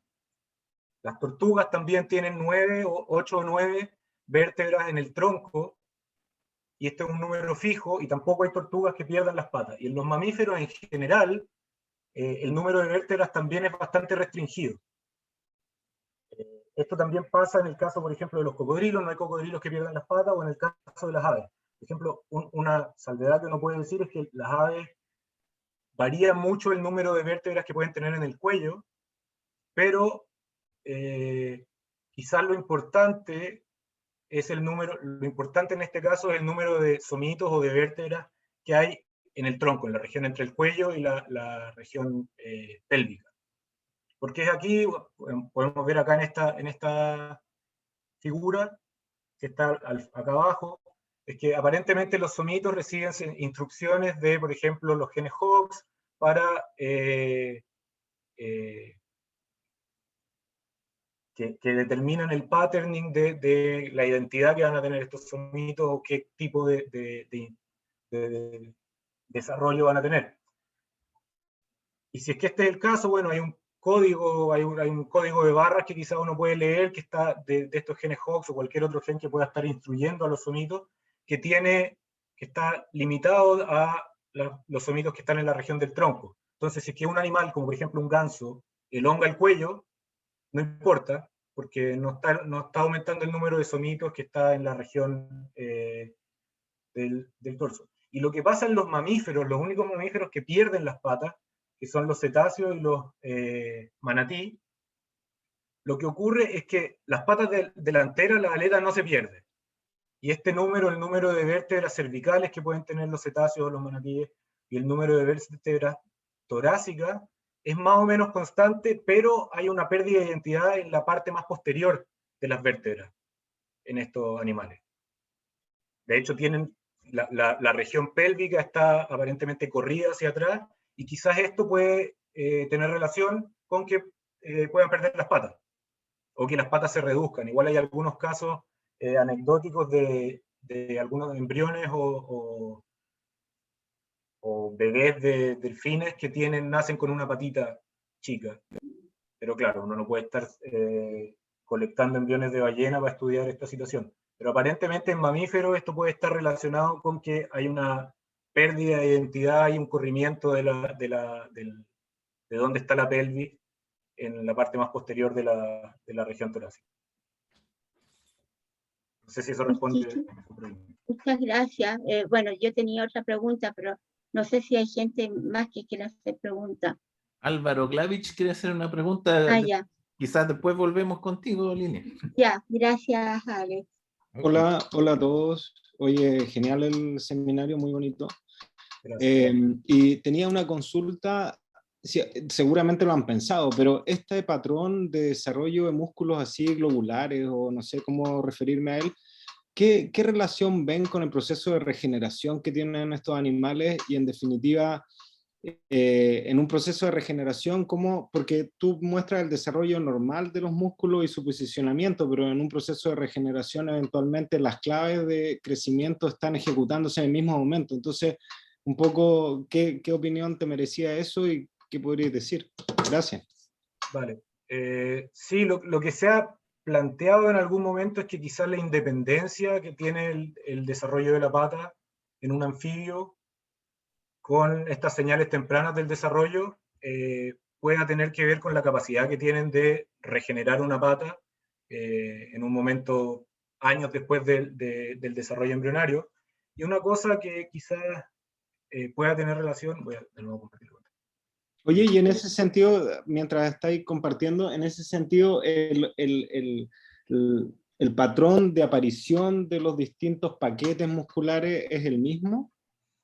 Ana, hay al menos un paper que compara el desarrollo normal de la musculatura en un ajolote con el desarrollo de una pata regenerada. Y la conclusión es que la regeneración no es un paralelo perfecto del desarrollo embrionario o larval. Hay algunos músculos que se regeneran, que no estaban presentes en la pata original, que se desarrollan durante el desarrollo larval, pero si uno corta la pata, hay un músculo que aparece cuando se regenera la pata de nuevo. En general, tengo la impresión de que el desarrollo de los músculos, la regeneración de los músculos de los otros tejidos está limitada a ocurrir en un orden próximo distal, como se va a ir regenerando la pata. Entonces, no sé, si es que en la pata de una larva, mientras se está desarrollando, hay un músculo más distal que otro que se pueda desarrollar más temprano, quizás esto es una limitante al momento de regenerarse. Pero respecto a la primera parte de la pregunta, por ejemplo, ¿ven acá la imagen? Sí. Dibujé acá, como más o menos a propósito, estas células redondas alrededor de las células musculares, no diferenciadas, que puedan estar permaneciendo alrededor de estos músculos. Y esto es porque hay células indiferenciadas que forman eventualmente el blastema cuando se regenera la pata, que son las que van a proliferar y van a generar el tejido nuevo. Existe la posibilidad de que antes de que la pata se desarrolle, antes de que se empiece a desarrollar, hayan algunas células que quizá son acarreadas por el somito o acarreadas por el mesodermo lateral, que se mantienen indiferenciadas y en el momento en que la pata se empieza a regenerar, estas células se activan y se incorporan a la pata mientras se está desarrollando y forman la pata. Y esto, si es que esto ocurre, hay que, determinarlo, dónde están esas células, de dónde vienen, qué es lo que hacen durante este tiempo. Pero si es que esto ocurre, quizás la asunción más lógica es que hay un grupo de células mantienen esta capacidad durante toda la vida del animal y se mantienen ahí indiferenciadas, como que tienen la capacidad quizás más importante para el desarrollo y la regeneración de la pata en un anfibio, es la capacidad de estas células de estar esperando, de mantenerse como esperando qué es lo que va a pasar. También es interesante que en anfibios de desarrollo directo, por ejemplo, hay anfibios que se desarrollan sin larva y la pata se desarrolla con una temporalidad que es mucho más parecida a la de una amniota. No hay capacidad de regeneración. Los anfibios con desarrollo directo, la capacidad de regeneración es mucho más limitada, por lo menos en sapos de desarrollo directo, y las ranas y los sapos adultos no regeneran. Hay algunos casos anecdóticos de regeneración, pero no pueden hacerlo. Entonces, Oye, Daniel, Perdona, te interrumpa, ¿en esos anfibios de desarrollo directo han mirado el desarrollo de los músculos? Sí, ¿Y también es así en paquete? sí, en paquetes separados no hay una masa. O sea, hay muchos grupos independientes de anfibios que tienen desarrollo directo y solamente hay un grupo, que es el sapito coqui, que se ha ocupado como un modelo de sapo de desarrollo directo, pero es uno de, no sé, decenas de grupos que independientemente han evolucionado el desarrollo directo. Entonces quizás lo que se ve en ese sapo no es la condición que uno puede esperar en otro, pero igual es interesante que en el momento en que se desarrolla directo el animal y la pata se desarrolla con una temporalidad más parecida a la de una amniota, eso puede estar relacionado con perder la capacidad de regenerar también. Gracias. Nicolás Cumplido tiene pregunta. Hola, Smith. Hola, Nico. Bonita presentación. Gracias. Hoy tenía una pregunta chica sobre la formación de los músculos en la zona dorsal de la mano. ¿Cuál sería entonces la condición primitiva de amniota? ¿Sería no tener? ¿Sería uno de los dos linajes perdió? Sí, la condición ancestral, bueno, uno la puede ver en reconstrucciones que se han hecho en fósiles, tanto en amniotas diápsidos de la línea de los reptiles como en sinápsidos basales, se han reconstruido músculos dorsales en la mano. Y estos músculos eventualmente se reducen y desaparecen en mamíferos modernos. Entonces, la condición ancestral para los amniotas es tener esta musculatura dorsal de la mano presente, así como en reptiles modernos, y esto se perdió en mamíferos. ¿Y tenía alguna idea de cómo, o sea, de por qué lo habrían perdido y cómo, en el fondo, después tuvieron que evolucionarlo de nuevo? Tenía una idea que quizá es un poco gil, pero no sé si tiene perfecta relación. Tengo que abrir otra imagen.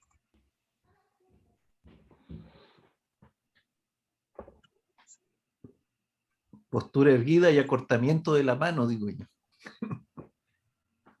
Pues, esto pasa en todos los, por lo menos en todos los terias.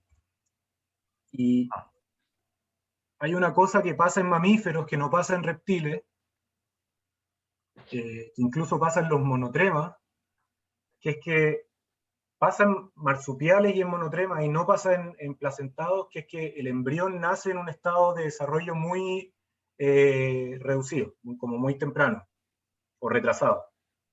En el caso, ¿se puede ver el video o el GIF que está mostrando ahí? No, ahora sí. Ahí sí. Bueno, quizás el caso más famoso del embrión del el neonato de canguro, de koala, de marsupial, que nace como un gomocito poco desarrollado y tiene que arrastrarse al marsupio o al pezón de la mamá, y ahí se ancla y ahí termina su desarrollo. En los embriones de monotrema también nacen, bueno, eclosionan de un huevo, pero también nacen poco desarrollados. Y hay esta diferencia en el desarrollo de los brazos con las patas también existe quizás en menor medida en monotrema. Entonces lo que pensé en algún momento es que quizá la condición ancestral para los mamíferos es el desarrollar una pata delantera muy rápido, y al desarrollarla muy rápido, quizá el hecho de tener que apurarse puede tener algún efecto en el desarrollo de esta musculatura más distal que en realidad no cumple ninguna función en lo que el animal requiere al momento de nacer. Quizás el apurar mucho los brazos genera que esta porción distal de la musculatura no se desarrolle, pero no sé si es una interpretación muy astuta en realidad. Aquí yo me voy a meter porque es el mismo tema. Entonces, esto no, en los monotremas tienen extensores. No, o sea, creo que es que está descrito y descrito más o menos como los papers en que describen la anatomía del ornitorrinco o el equidna, como que muestran, creo que están reducidos. Lo más seguro de decir es que están reducidos en número y en tamaño. Pero el problema es que hay músculos, como dije en la presentación, hay algunos músculos que están localizados en la parte del aspecto dorsal de la mano, que tienen un origen ventral. Impostores.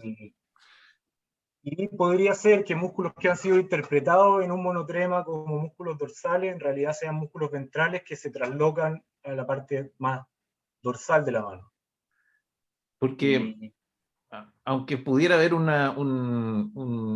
esta idea de que se acelera el desarrollo, está bien, pero también para eso, digamos, yo diría que en la morfología funcional tiene que ser poco relevante de antemano, tiene que haberse perdido una relevancia conductual de esos músculos que sí existía en el ancestro, ¿no? Cambia la conducta, de alguna manera esos músculos ya no son tan relevantes.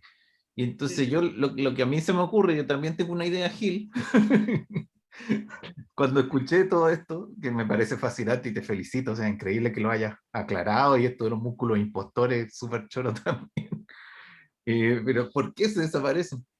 Me recuerda, ¿no?, que se habla en terápsidos, hacia el origen de terápsida, cuando pasamos de una postura reptiliana, donde quizás extender la mano es más importante, ¿eh? Estoy también aquí especulando, ¿no? Quizás en ese modo de locomoción es más importante. Y otra pregunta, ¿esto pasa en la mano solamente que no hay extensores, o en la mano y el pie? No, el pie sí tiene extensores. Ok, También está, eso es coherente con lo que estoy pensando. Que las manos no queda mucha relevancia, digamos, cuando se ponen erguidos, que además lo que sucedió ahí con los terapsios es que la mano se acortó, se hizo también mucho más cortita. Todo eso relacionado que la mano ya no es importante para hacer estos movimientos que hacen, ¿cierto?, cuando eres un bicho que repta. Entonces, a lo mejor ahí también el movimiento de la extensión tiene más relevancia para un lagarto que para un terápsido que está empezando a caminar erguido, y que la pata básicamente siempre va a empujar hacia atrás, ¿cierto? Porque o sea, la mano, perdón, ¿cierto? La parte anterior.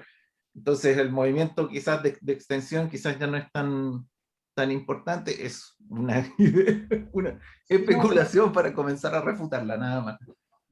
Pero no, o sea, tiene sentido. El problema es que es medio difícil decir, esto pasó así, esto pasó así, etc.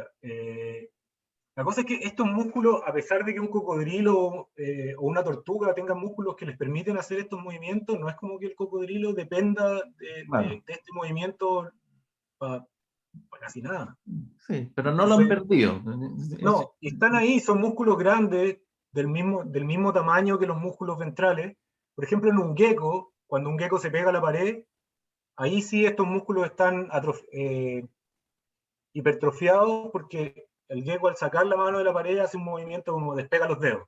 Y ahí esos músculos están hipertrofiados con respecto a otros músculos.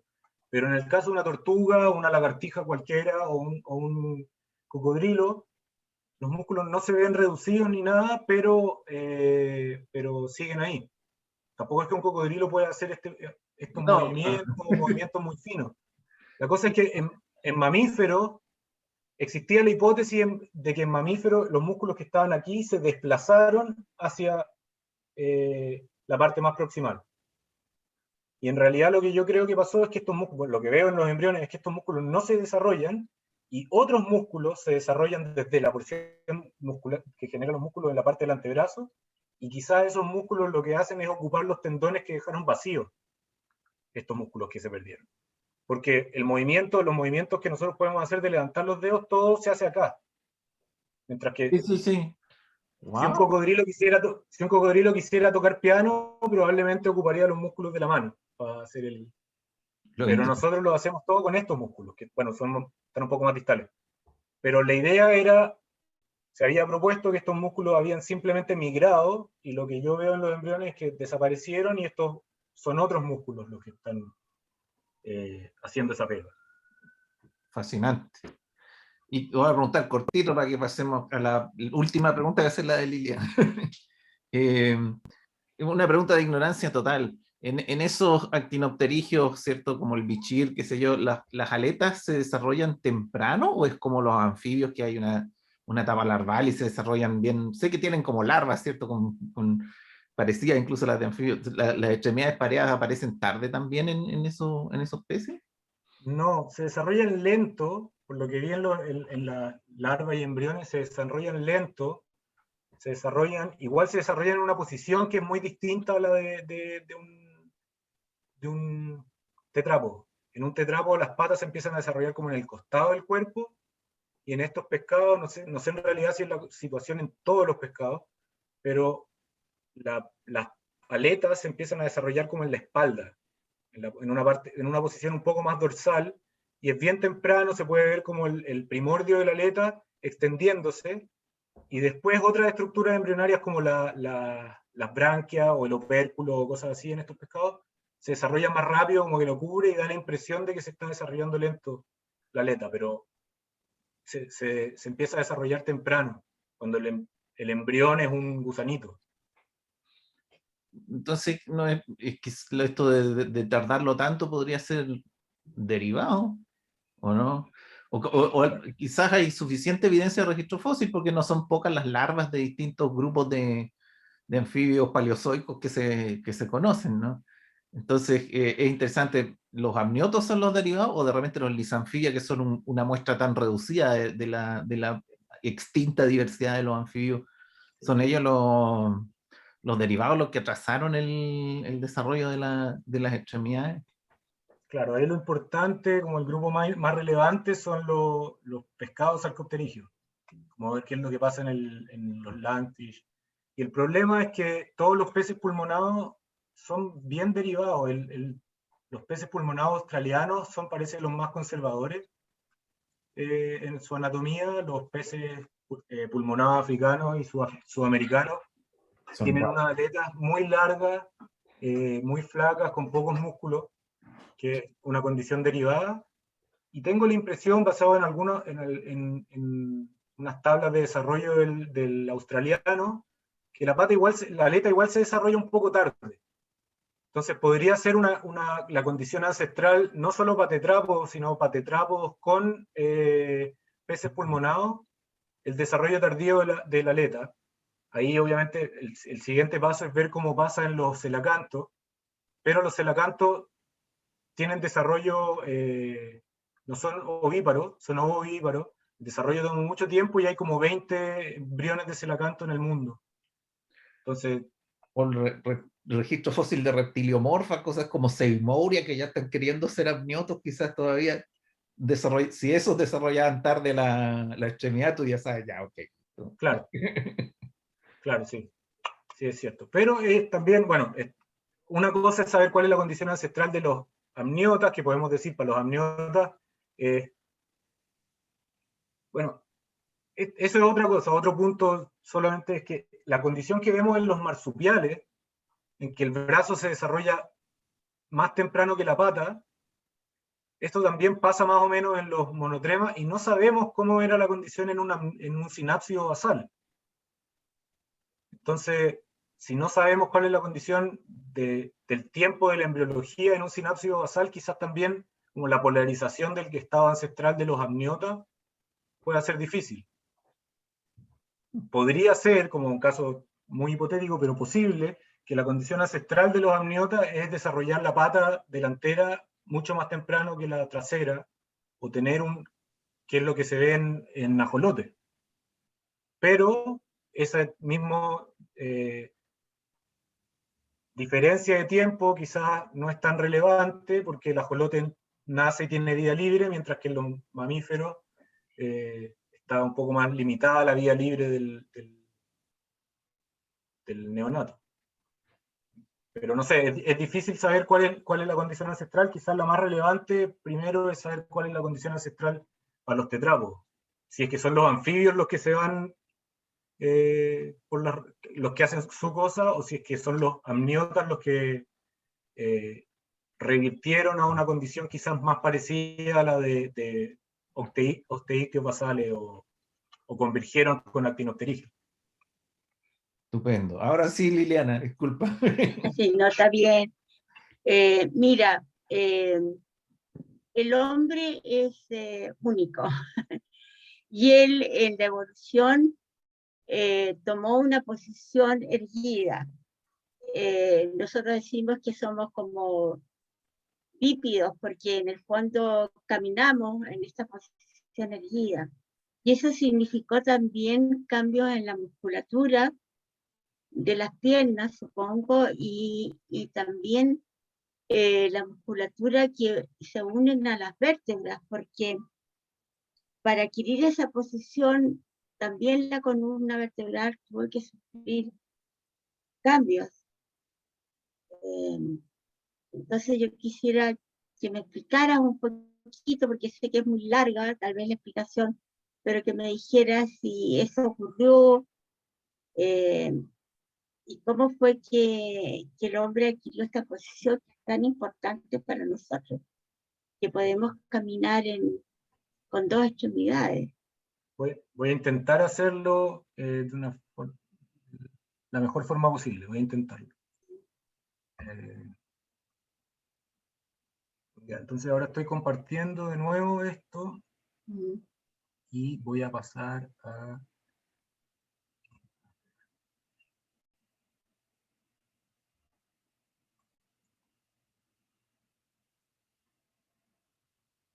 Ya, entonces,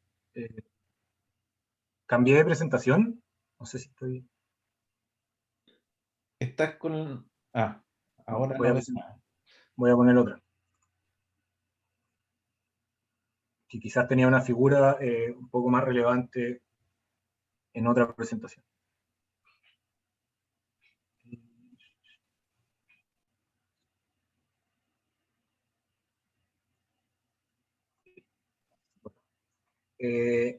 Ya, entonces, como dije, claro, en la historia evolutiva de los humanos adquirimos una posición erguida, diferente a esta posición semi-erguida no sé, que podemos ver en un chimpancé, o una posición cuadrúpeda que podemos ver en un mono o en un perro o un ratón.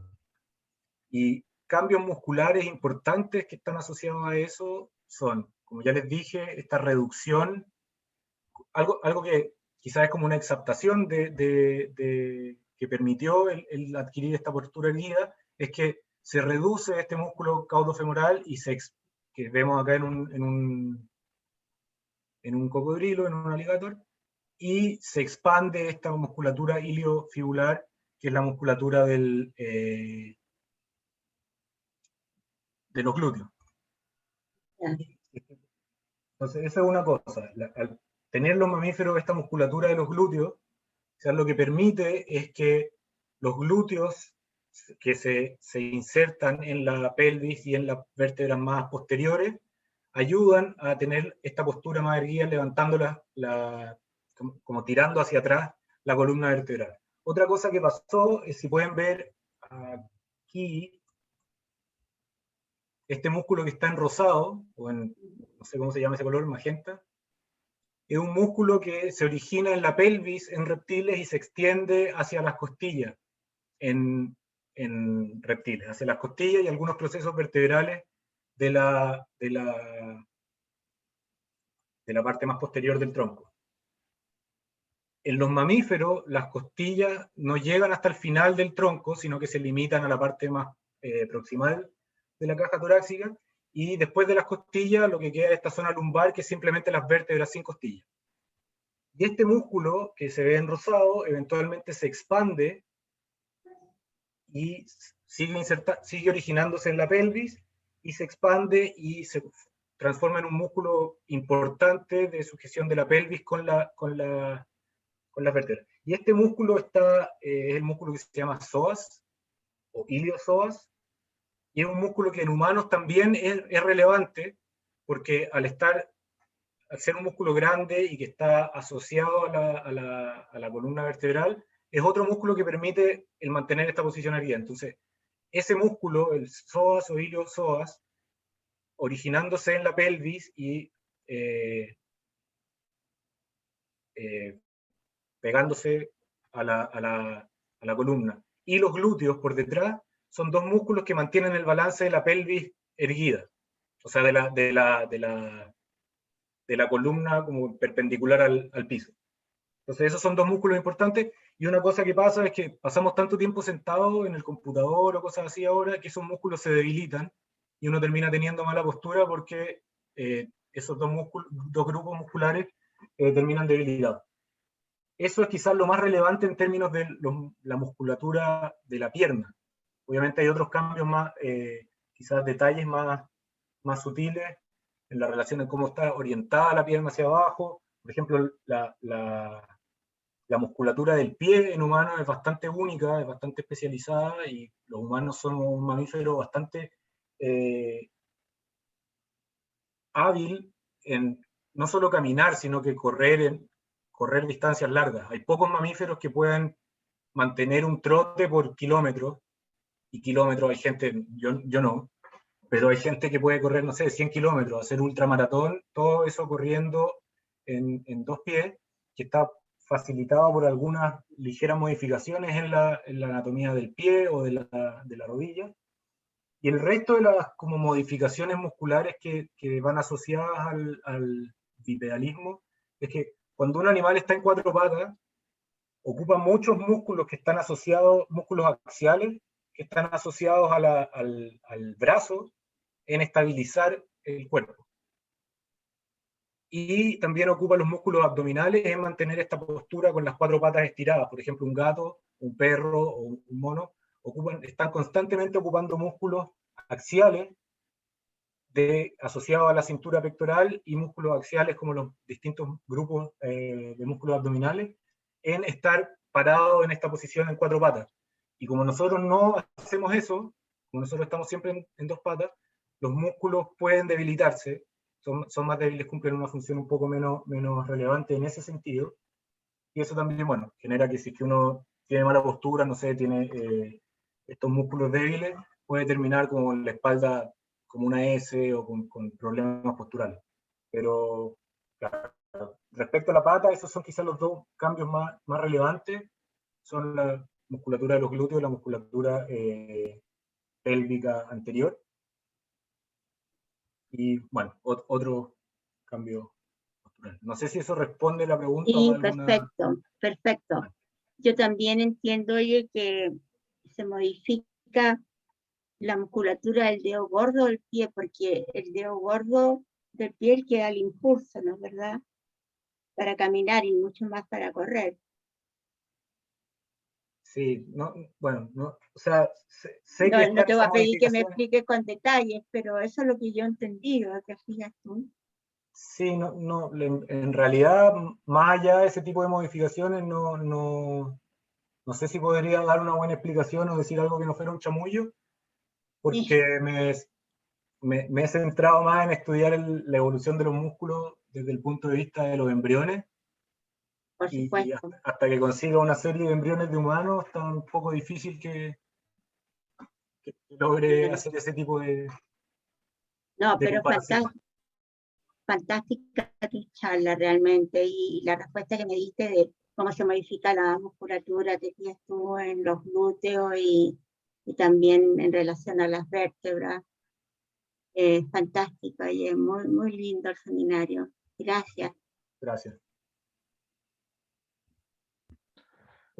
Ok, lo vamos a dejar hasta ahí nomás por tiempo, pero 1.000.000 de gracias, Daniel. ¿Puedo hacer una preguntita corta? Bueno, profesor, dele nomás que...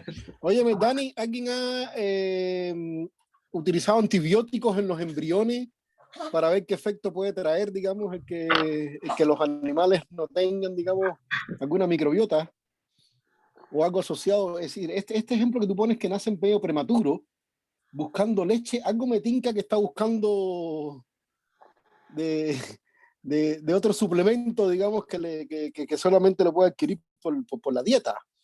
De hecho, tuvimos la presentación anterior del desarrollo del cerebro y todo lo que pudiera influenciar la dieta, y se habló al respecto, digamos.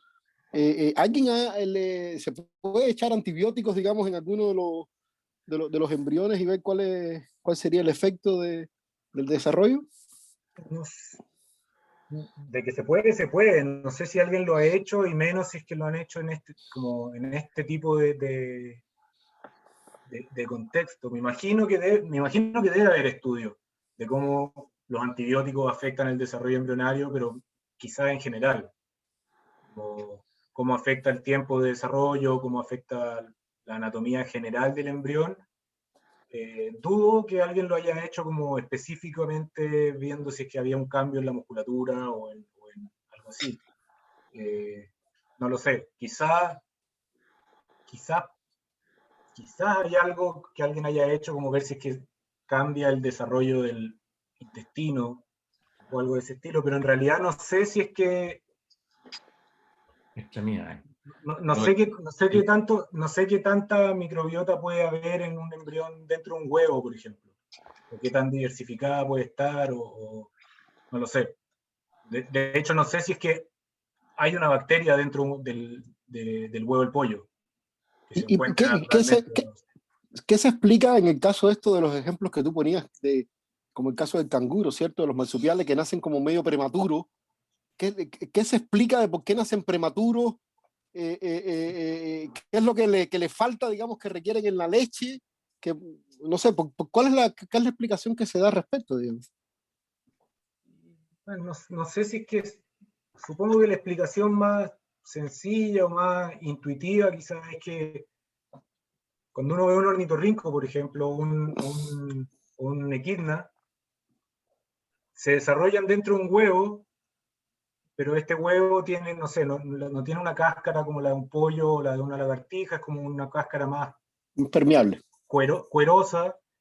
Quizá eso limita, y está dentro o sea, está ahí, pero quizás hay límites del tamaño del huevo que puede tener para no sé, para la difusión de gases efectiva que puede tener el embrión. Quizás eso limita simplemente el tamaño con el que puede, hasta el que puede alcanzar el embrión dentro del huevo.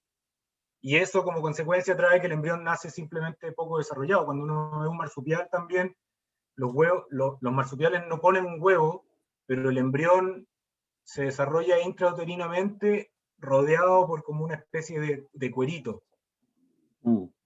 que no es una cáscara, pero es como remanente de una cáscara. Entonces también hay una limitante como del tamaño, del intercambio de nutrientes. No sé o sea, prácticamente cualquier animal que nace sin comida va a ir a buscar comida. No sé si es que le falte algún suplemento más que le falta en realidad alimentarse para crecer. Yo quería comentar que yo sí le he puesto antibiótico a la extremidad de pollo en desarrollo, digo.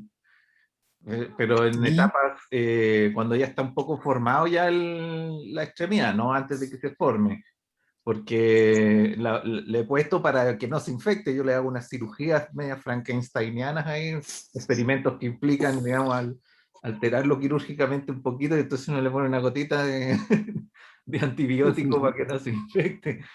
No pasa nada con la morfología, por lo menos no en esa etapa. Ya, muy bien. Muchas gracias, Dani. Oye, ya que estamos en familia, quiero decir algo yo sobre la regeneración, una teoría que se hizo la luz en mi cerebro, ¿ya? Triste luz, por supuesto, porque opaca, como este otoño, este invierno en el que estamos, una luz muy triste, pero te la quería comentar, Smith. Ahí uno tiene, veamos el caso del anfibio.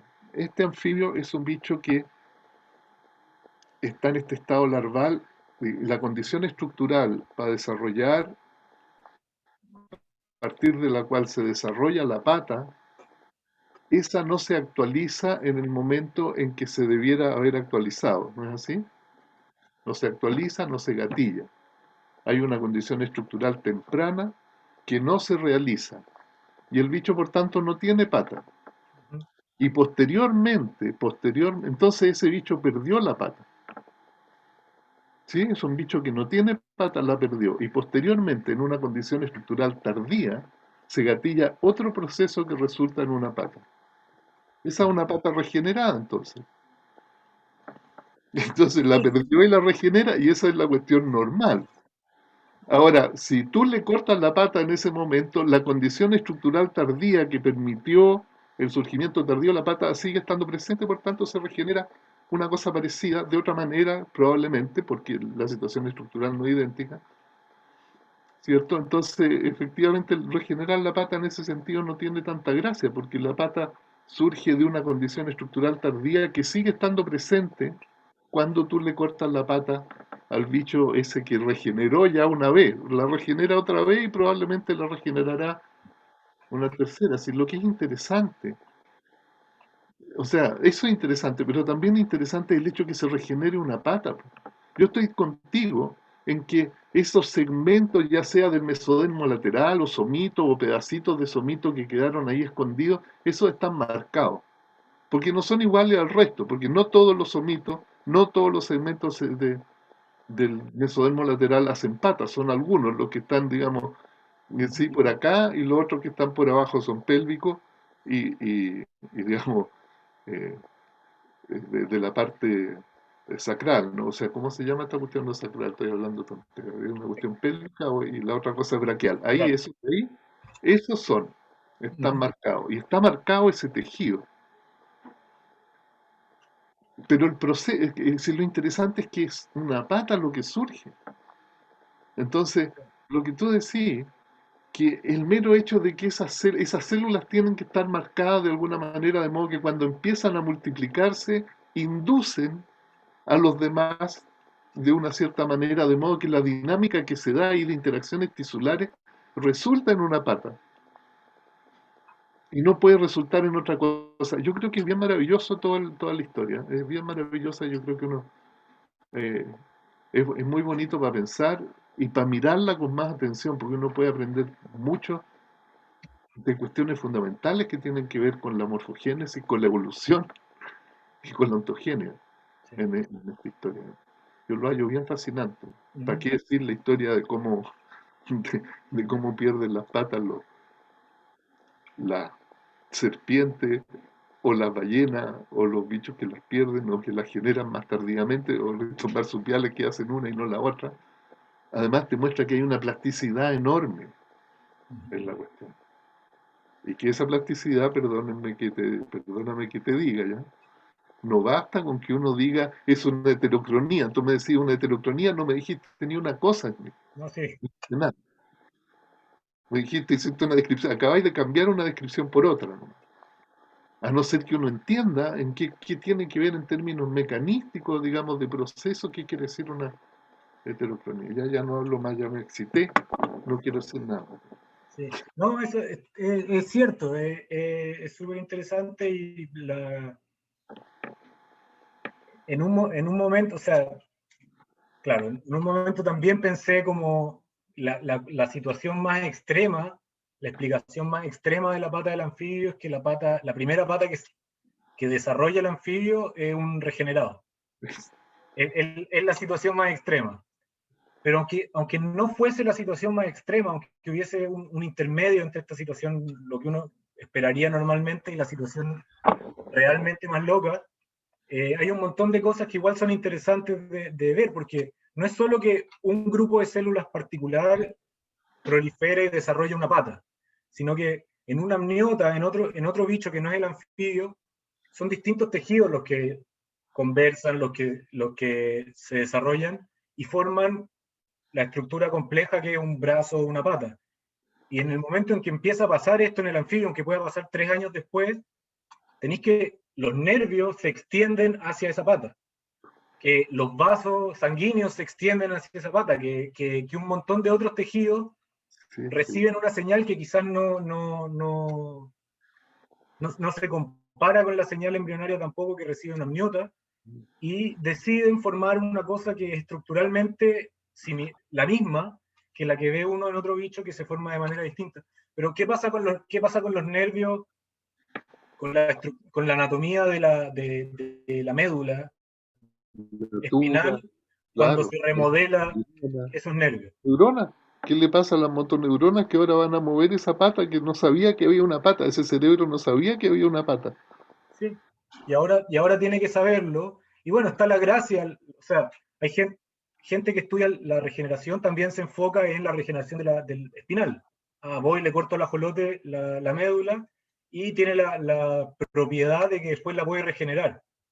Pero eso quizás también es una extensión de la habilidad que tiene el ajolote o el anfibio en general de pasar de un momento en que el bicho está construido, es un animal que está ahí comiendo, moviéndose, haciendo cosas, y de repente, ¡pum!, puede generar un sistema nervioso nuevo, o reescribir sobre ese sistema nervioso. Quizás las dos cosas van de la mano, no solamente en el desarrollo de la pata, sino en la capacidad de regenerar todo lo que puede regenerar el ajolote.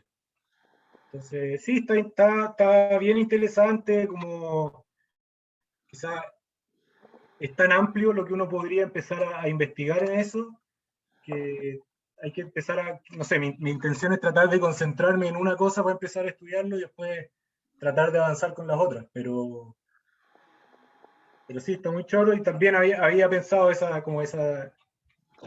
analogía o idea de que la primera pata en realidad es un regenerado. Idea, ya, analogía no, idea, ya. La puede poner. No, porque ¿para qué la va? Me dice la Claudia que soy pesado, no, si no es pesado, es que subámosle el pelo a la cuestión. Sí. No, de hecho, escribí algo parecido cuando lo propuse como para un postdoc, escribí algo parecido a esa idea. Era claro, el caso más extremo, pero sí. Es bonito, es muy bonito. Muy bonito, sí. Y después entender cómo eso evoluciona o hay una radiación de eso, porque uno tiene, no sé, hay 6.000 especies de anfibios, y hay anfibios que 10, 15 veces inventaron por su cuenta el desarrollo directo, que es saltarse la larva, saltarse todo esto, y llegan al mismo punto final, a convertirse en una rana, a convertirse en una salamandra, pero saltándose todos estos procesos, y en muchos casos eso va de la mano con perder estas capacidades de regenerar la pata, regenerar. Claro, es de aprovechar la ventana temprana quizá, o actualizar el momento temprano. No sé, bueno, tenés que tú llegar a saberlo. Sí. Fantástico. Ya, Muy estupendo bien, todo. entonces. Dale, gracias por la Bueno, invitación. bueno, muchas gracias a ti, Daniel. Vale, Estamos hablando. Cuídense todos. Nos vemos. Chau, chau. chao. Chao. Chau, chau.